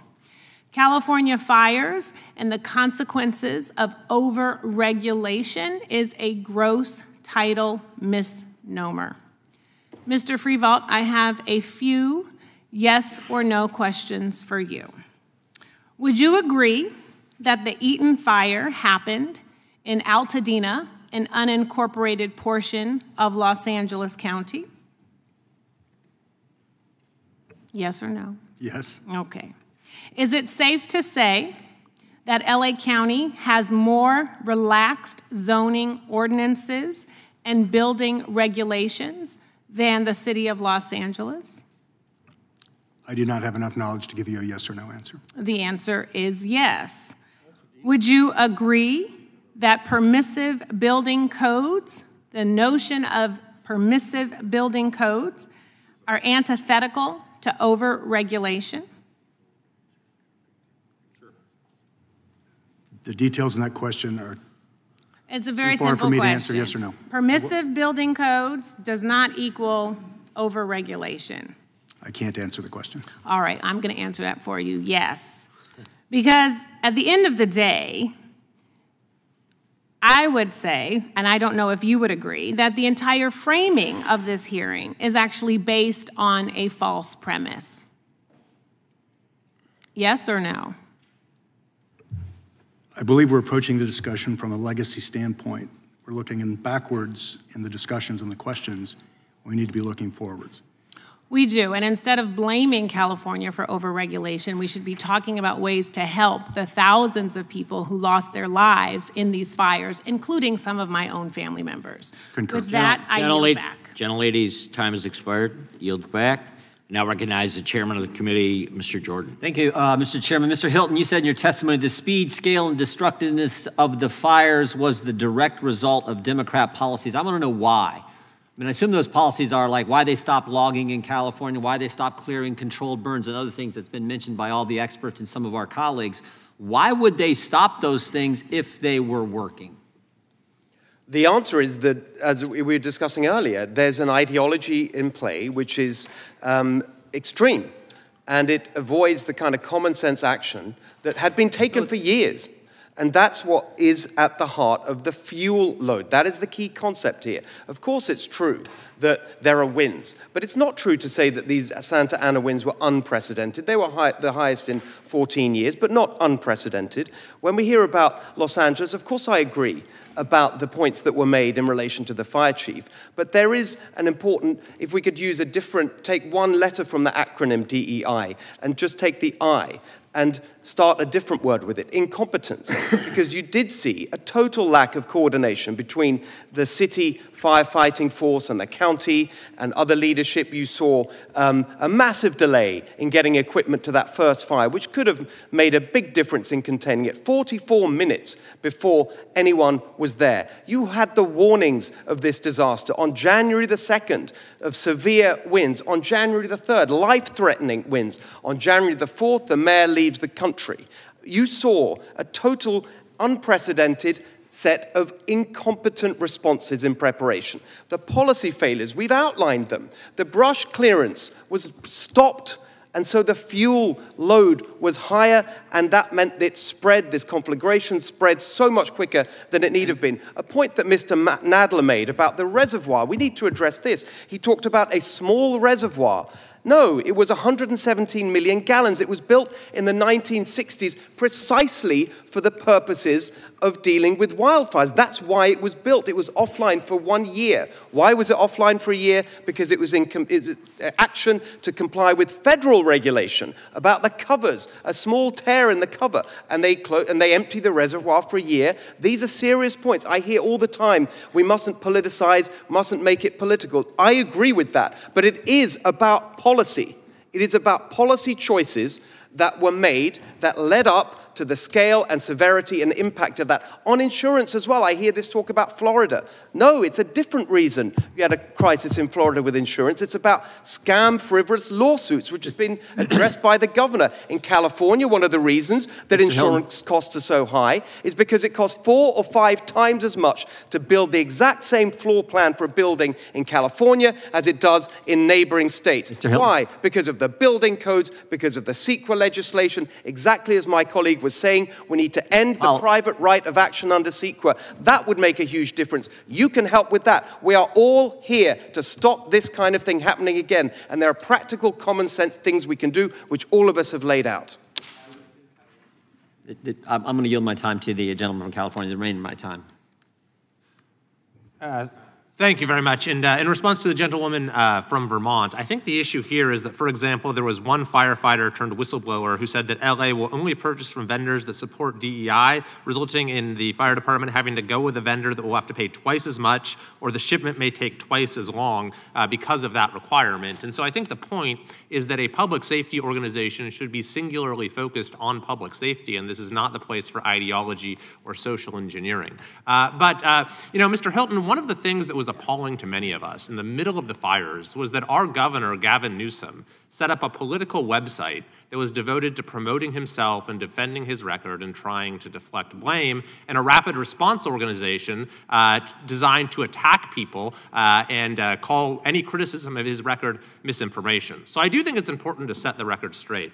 This is a story from Capital Public Radio from a few years ago. Now, is Cap Radio, is that the local Fox News affiliate or something, Mr. I don't think it is. Yeah, it's the NPR affiliate. It's NPR. Right? Not known to be a right-leaning conservative outlet. Here's the headline. Newsom misled the public about wildfire prevention efforts ahead of the worst fire season on record. An investigation from Cap Radio and NPR's California newsroom found the governor has misrepresented his accomplishments and even disinvested in wildfire prevention. The investigation found Newsom overstated by an astounding 690% the number of acres treated with fuel breaks and prescribed burns in the very forestry projects he said needed to be prioritized to protect the state's most vulnerable communities. So if it's true that fuel management and fuel reduction projects are so unimportant, as we're hearing from the other side today, then why did the governor feel the need to lie about it? I yield back. Gentleman yields back. Now recognize the gentleman from Illinois, Mr. Garcia. Thank you, Mr. Chair, and to all the witnesses here today. Now, in my opinion, the topic of this hearing is missing the point. What we should be focusing on is, one, how to help now, and two, how to address the root causes of drought and intensifying fires to prevent this from happening again. But instead, we've seen officials in the Trump administration are talking about DEI instead of how we're going to help people. My colleague, Representative Blint, has already made that point. They're talking about how to cut disaster aid instead of letting FEMA do its job, which is literally to help people after disasters. I'd like to hear from Mr. Freevold, our witness, who's a retired fire chief. And please, a yes or no answer. The question won't be that difficult. Yes or no, is DEI making firefighters less effective? No. Thank you. And that's so right. So contrary to Elon Musk's claims that the LA firefighters did not prioritize DEI over saving lives. That is a lie, and it is a slap in the face to dedicated professionals and volunteers across the country who undergo rigorous training and risk their lives to save others. It was offensive when President Trump used DEI to blame air traffic controllers, and it's offensive here too. And despite Trump's lies about FEMA, the agency continues to help disaster-impacted communities during times of great need. So again, I'd like to ask a question to Mr. Freevold. Mr. Freevold, yes or no? Is climate change worsening disasters? From the fire perspective, the one element of climate change I can speak to is vapor pressure deficit. Is that a yes? That part is making it more severe, yes. Thank you, sir. So as climate change worsens, disasters across the country, and as FEMA disaster declarations rise, districts across the country, represented members across the political spectrum, are at risk. In fact, in 2 Illinois counties from my district that it runs through, Cook County and DuPage County, we've had no fewer than 5 disasters declared since 2019. 2 of those disasters, both flooding related, hit my district real hard, and many of my constituents were able to receive FEMA's assistance for repairs and losses. Without further ado, Mr. Chair, I would like to yield my time to my friend from California, Mr. Swalwell. Thank you, Mr. Garcia. I've toured the Altadena area. I visited the Palisades. I've had disasters in my own district, fire and flood. And every person in those disasters and experiences told me the same thing. They just want the government to help them. They just want the government to help them. That's what a woman told me when she stood on a pile of ashes in the Palisades and brought gloves and a large garbage bag and searched for any memento for her child and walked away with a tin bowl that her daughter uses in her make-believe kitchen. She's not worried about the red team or the blue team. She's not worried about did DEI cause this or not. She just wants the government to help them.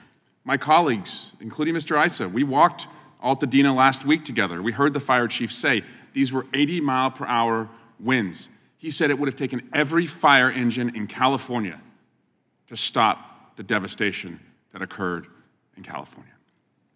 So I just asked my colleagues, let's work together on this. Let's be in the solutions business. Don't use DEI as an alibi. Because when the president blames DEI on an air disaster and blames DEI on a fire disaster, what that tells me is DEI to you stands for didn't even investigate. That's what it means to fire victims in California as well. So we're in the solutions business here. And Chief Freevold, I'd like for you to just tell us, as we move forward, as we look at code and zoning, what can we do to better protect against unseasonable winds in this new era that we're in? I'd return back to my opening statements on the 3 concurrent integrated actions. I don't believe you're here for their, but essentially prioritize selective management of combustible fuels immediately adjacent to wildland-urban interface communities, retroactively harden existing structures in WUI communities through evidence-based mitigations with defensible space, and require evidence-based mitigations to be included in part of the actuarial pricing of insurance rate setting. Thank you. And thank you, Mr. Garcia. I yield back. Gentleman yields back. We'll now go to Congressman from California, Mr. Isom. Thank you, Mr. Chairman. And hello, Mr. Hilton. I'm going to direct my questions toward you, but I'm going to first thank my friend and colleague, Mr. Swalwell, because we were there together. We did stand together. We heard the same chiefs say the same thing. Problem is, he mentioned something that absolutely is true. Those people, the firefighters and the residents of Altadena, could not have stopped that fire. It was not going to happen with 80-mile-an-hour sustained winds. Whether there was unlimited water or not, it would have gone sideways. It wouldn't have gone down if they dropped it. We heard that together. We also heard a question from one of our mayors who asked, looking up at the hill where we were told the fire began, and they actually had camera footage of it beginning, could you have stopped it? No, exactly as Mr. Swalwell said. Then he asked, well, but if it had been cleared, would this have happened? And he said, absolutely not. So we have two truisms. One is no amount of water, no amount of fire equipment in the state in any way, shape, or form could have stopped a sustained 80-mile-an-hour wind with an unlimited amount of fuel that had built up over 30 years, never having been cleared under California law. Follow-up questions, Mr. Hilton.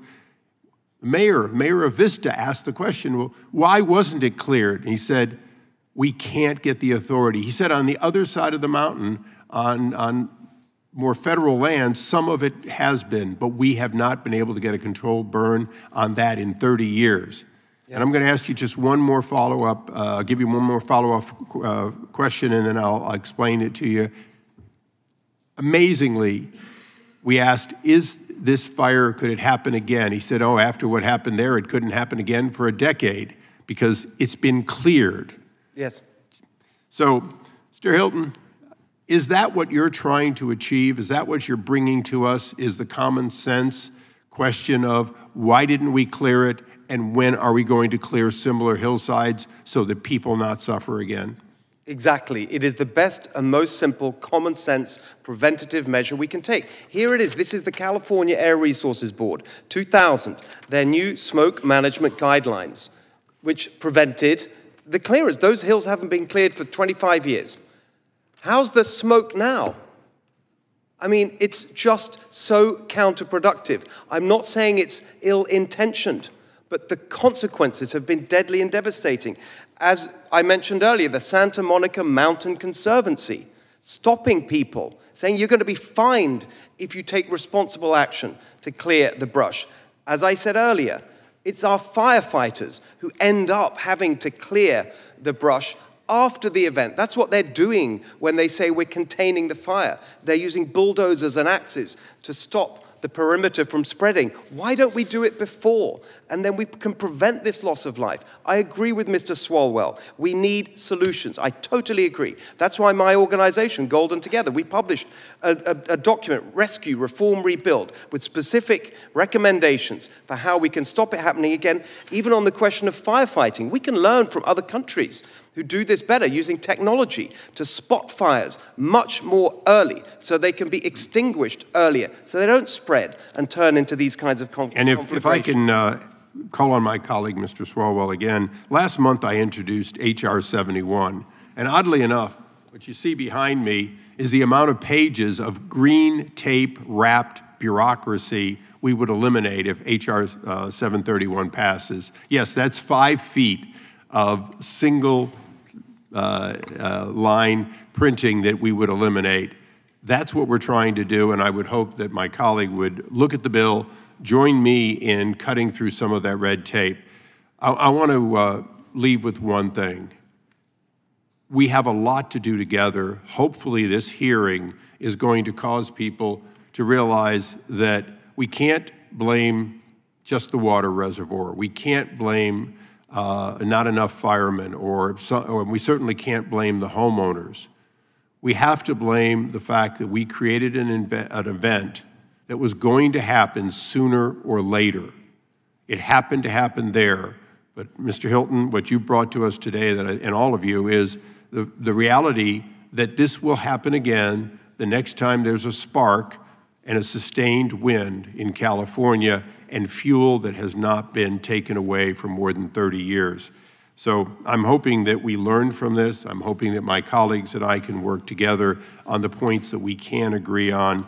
And I want to thank the witnesses for bringing up the fact that this was preventable. The problem was your government. Thank you. To yield back. Gentleman yields back. Now recognize the gentlewoman from California, Ms. Lofgren. Thank you, Mr. Chairman. I was also able to visit the scene of the fire last week with my colleague, Mr. Ison Swalwell. It was just tragic. I mean, really, the devastation is hard to comprehend. And the people, thousands and thousands of people who lost everything, it's really tragic. We need to work together to make sure that we do our very best to prevent something like that from ever happening again. But I do think it's important that we have the facts in front of us. For example, under the state's leadership, the number of CAL FIRE personnel nearly doubled from 2019 to the present.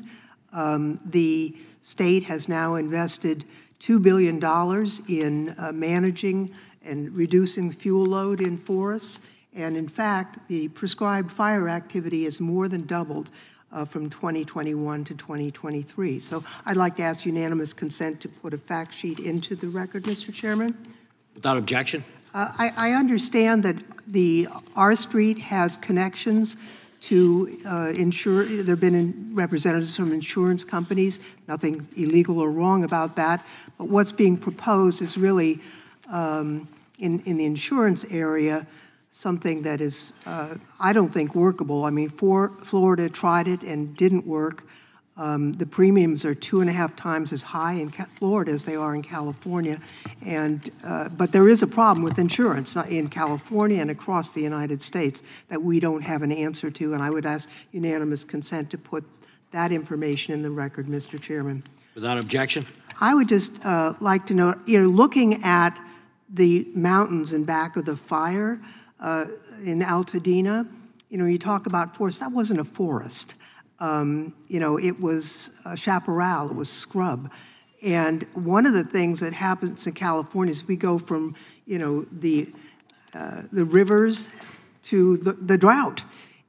In 2023, Los Angeles County got 200% of average rainfall. I mean, it just soaked the place. And the vegetation took off. The next year, 2024, was the second driest year in history in LA County. So all that vegetation that got, spurred by the rain dried to a tinder. It was a tinderbox. One of the things that the fire chief told us when we visited last week is they want to do prescribed burns when it's wet. It's just about to rain because they don't want, in New Mexico, they had a conflagration because a prescribed burn took off. It hasn't done that kind of rain in LA except for this week from last April. I mean, there was no rain at all. They couldn't do a prescribed burn in those hillsides. They're too steep to do, to put bulldozers in. That's impossible. So I'm just wondering, Mr. Prevost, I mean, as a fire chief, what do you do in a situation like that? I mean, I grew up with the mission that only you can prevent forest fires, right? Smokey the Bear told us that, and we didn't realize when we did that we were building up this fuel load that needed to, I mean, it's a tinderbox. It needs to be removed, but it's going to take a while to sort through the accumulation of that fire. What do you do in a situation like in Altadena where you have that chaparral, it's dry as a tinder, and it's not wet, you can't burn it? What do you do, Mr. Prevost? This is why I keep coming back to we need to rethink the problem. This is not a wildfire problem. When we have embers that will travel miles, fire breaks won't accomplish what you're looking for. We will have fires and ignitions in the conditions we have now long before any of the policy discussions we're going to have, the current ones we're having, are going to have an effect. We must as fast as possible, deal with the ignitability of the structures in these fire-dependent landscapes. If this is really about dropping losses of property and life in those settings, if that's what we're setting out to do, with laser focus, we have to mitigate those structures and do it at a density that will keep the structures from becoming the fuel type. You've heard it from everybody. Those conditions, you cannot stop the fire spread. Those conditions are going to get worse. They're not going to plateau. So this discussion about fire breaks and, and the idea of treating acres, millions of acres, we need to get there. But to your point, they're called prescribed fires for a reason. There's a prescription, which means there are parameters that you do them in. If you don't do them in the right way, you do have things like the Peshtigo fire or the Hermit's Peak fire. So we absolutely need to harden the structures first. Gentlewoman's time has expired. Now recognize the gentleman from Washington, Mr. Baumgartner. Well, thank you, Mr. Chair, and to the members of the committee and to our distinguished panelists here. I was able to visit the fires last week, saw that immense destruction. Also have some personal background here. My father was 40 years a professor of forestry. My uncle was a smoke jumper. My other uncle laid out more timber sales than anyone in Oregon history, and I worked 2 summers on fire science research teams. And frankly, we have way too much fuel load in our western forests, given 100 years of fire suppression.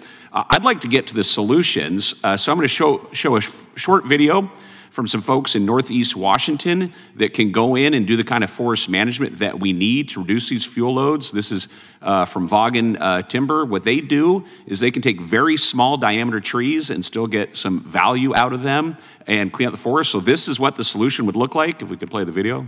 Hello there. My name is Dwayne Vaughan with Vaughan Brothers Lumber in Colville, Washington. We are surrounded by the Colville National Forest here. We've been working on it for over 50 years. We're doing a lot of fuels reduction and thinning. We want to show that, how that works here, and how it may show in other areas. And we really appreciate people that want to come up and see what we're doing, how we're doing it, and why it works, and what needs to be done yet to make it work even better or on a larger scale. We've got projects that are big up here called A to Z. We could handle more than double that, so we could thin more acres. Technology is the key here. If you had to do it by hand, it would take you a week to do an acre. With these machines, they can do 20 acres a day, which is economy of scale. And you got to have that critical mass because we have so many acres that need to be treated, even here, but on all forest in the West. So this fuels reduction work is very important to our forest, but all the forest. Unfortunately, quite the tragedy happened down in California with the LA fires.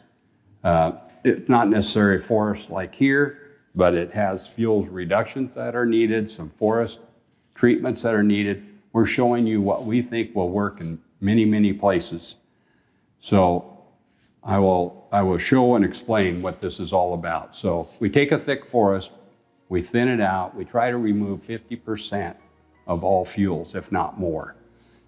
Some forests have more than that, some a little less, but it takes incredible technology. And here, we're doing brush piling, but we're raking it up because you got a lot of fine fuels. And we put it in a pile where it dries, and later in the season, you burn it, and it burns very well.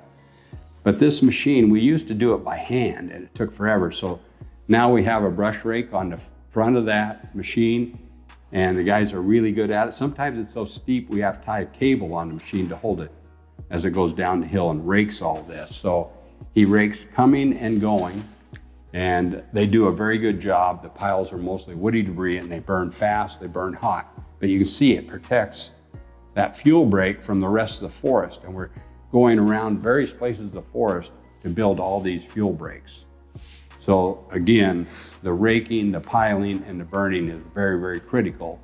And fortunately, we have some value in this small material that it pays for the raking, the piling, and the burning, and also the road maintenance. So we think we're onto something that is going to lead us in the future to treat the acres that are available, need treated to protect our communities, make them healthy, make the forest healthy, gives us clean water, habitat, and clean air.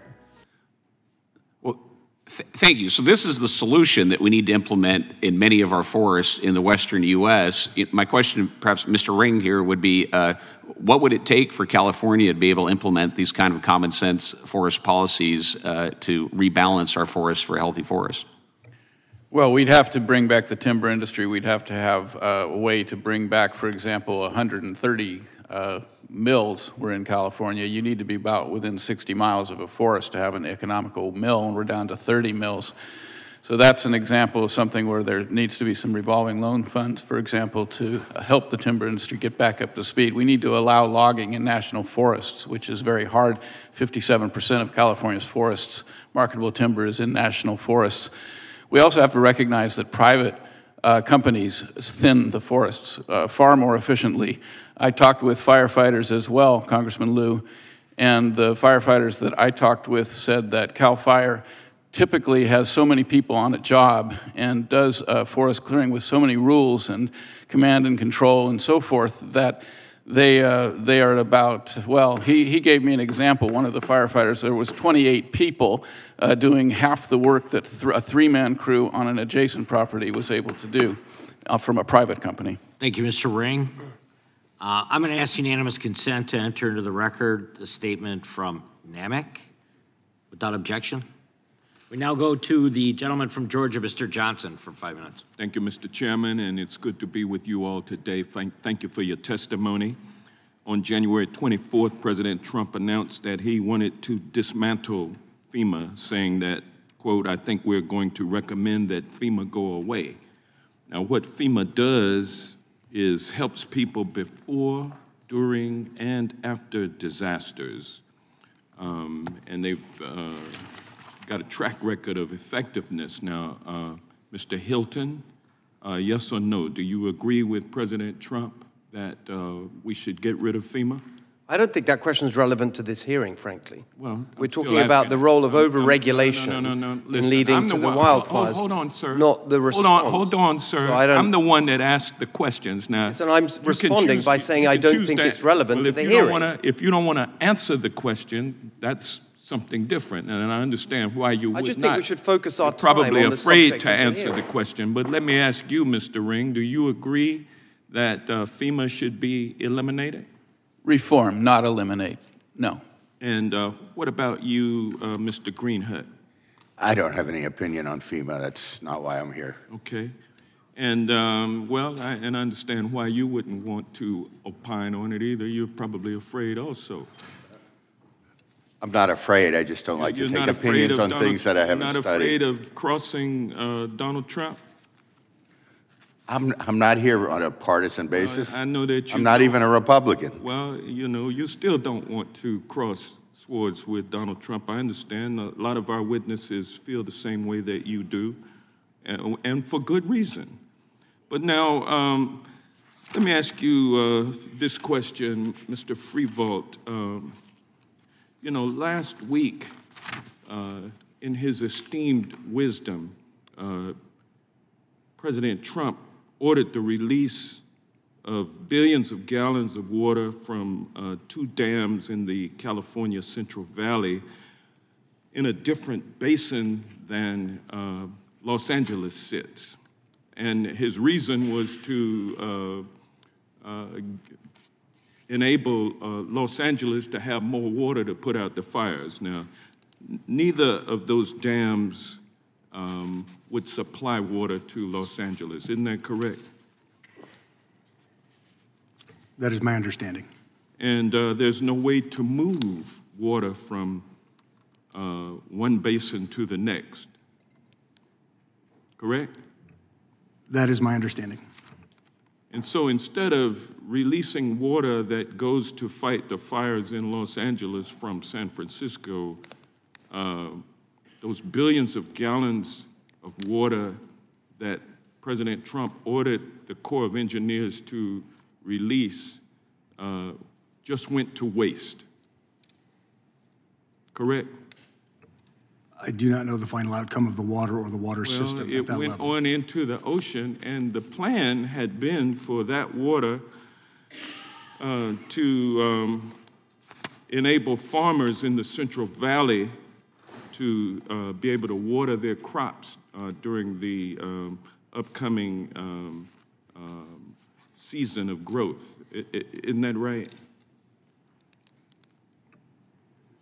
I'm sorry, restate the last part of the question? So in other words, the water that President Trump wasted, putting it in the Pacific Ocean, was meant for farmers in the Central Valley to use in this current growing season to water their crops, correct?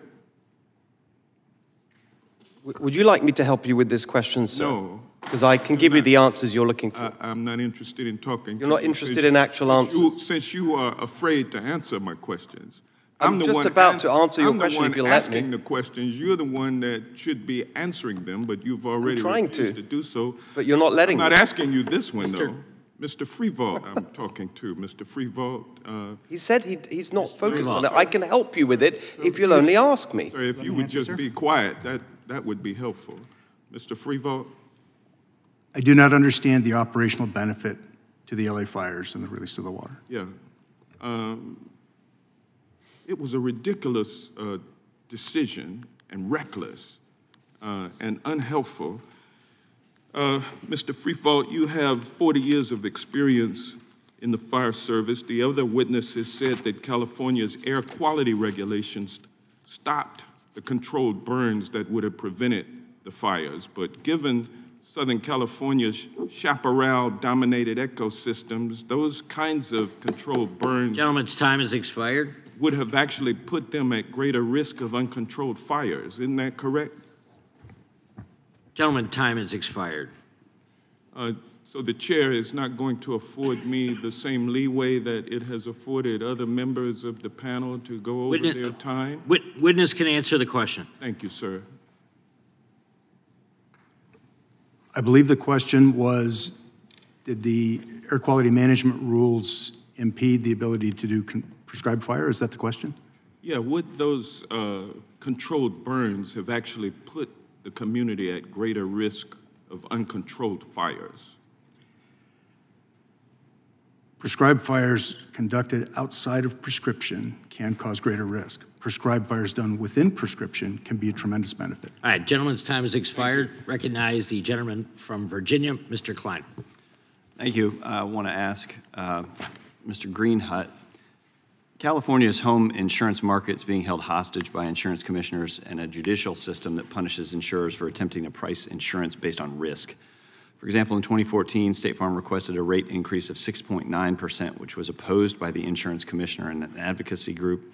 Initially, State Farm was told that instead of a rate increase, they were to retrospectively reduce rates by 7% and rebate their customers $100 million in excess premiums. After years of litigation, the courts ruled that State Farm didn't have to pay back the excessive premiums, but they were ordered to pay $2.2 million to the consumer group for their legal fees. And my understanding is this is allowing outside interveners, as it were, to challenge proposed insurance rate increases and being paid expenses for doing so. Is it reasonable to expect insurance companies to operate in an environment that required them to pay off their challengers even when they win in court? Well, imagine this started in 2016 and it was resolved, a year or two ago. And so the whole system, and it was designed by the consumer organization, and they get paid, intervener fees for supposedly standing up for consumers. So that whole process took several years, and they imagine going, if you have a business and you propose a rate increase, and then the government says, no, you have to decrease rates by X amount, and then you get launched into this long court battle. And even after you win the court battle, which State Farm did, and it was a pretty strong verdict in their favor, they still had to pay these interveners around a couple $1 million. And now, under Prop 103, there are things that the state could do without going back to the initiative process to look more closely at how these interveners are paid and make sure that they contribute substantially to the process. A lot of this is languages in Prop 103. We need to enforce that language as it exists. So there are things that could be done about that intervener process without going back to the ballot. It sounds like, once again, California way of thinking. But to that end, let me yield the remainder of my time to my colleague from California, Mr. Kiley. Thank you very much. You know, one of the problems with making climate change the sole focus of these discussions is that it leads to a sense of fatalism, like there's nothing we can do, or it leads to measures that are absurdly misaligned to the nature of the problem. So, for example, in 2020, in the midst of the worst fire season of California history, just unimaginable suffering, the governor, Gavin Newsom, came up with a grand solution, which was to ban gas-powered cars. This is actually what he did. His reasoning was, look, the cars cause emissions, which cause climate change, which cause the fires, therefore we just need to ban the cars, and in fact, followed up with a ban on trucks, on trains, even on lawnmowers and leaf blowers. So, Mr. Ring, in your opinion, what is the more effective strategy when it comes to fire prevention? Is it banning cars and leaf blowers, or is it reducing fuel through things like prescribed burns and strategic tree removal? Well, the answer to me is obvious. You're not going to have any sort of short-term impact, certainly, or even long-term impact if the rest of the world doesn't do the same thing with respect to whatever the theories may hold with respect to greenhouse gas and climate change. But what you can do is bring back logging, bring back grazing, and also mechanical thinning, which would be effective in the chaparral and on the steep hillsides. You can do mechanical thinning and you can do grazing. There's equipment that can do that nowadays, and of course grazing, they've been able to do that for millennia. So bringing back logging, thinning, grazing, and prescribed burns is the solution, and a lot of that can be done commercially, which would actually generate tax revenue and good jobs instead of costing hundreds of billions of dollars. And by the way, which is more effective at reducing or limiting emissions? Those sort of fire prevention measures or banning certain consumer goods?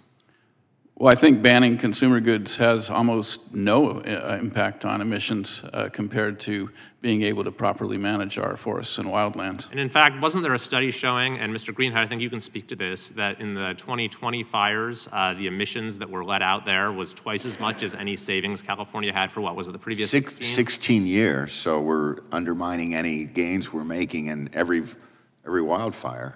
That's right. I'll just close by pointing to an example that was brought up earlier. My district was hit by one of the most devastating fires in state history, where hundreds of people lost their homes in Grizzly Flats. And that fire might not have happened or been as severe as it had been if it had not been for delays through CEQA and NEPA with a forest management project that had dragged on for years and years and years.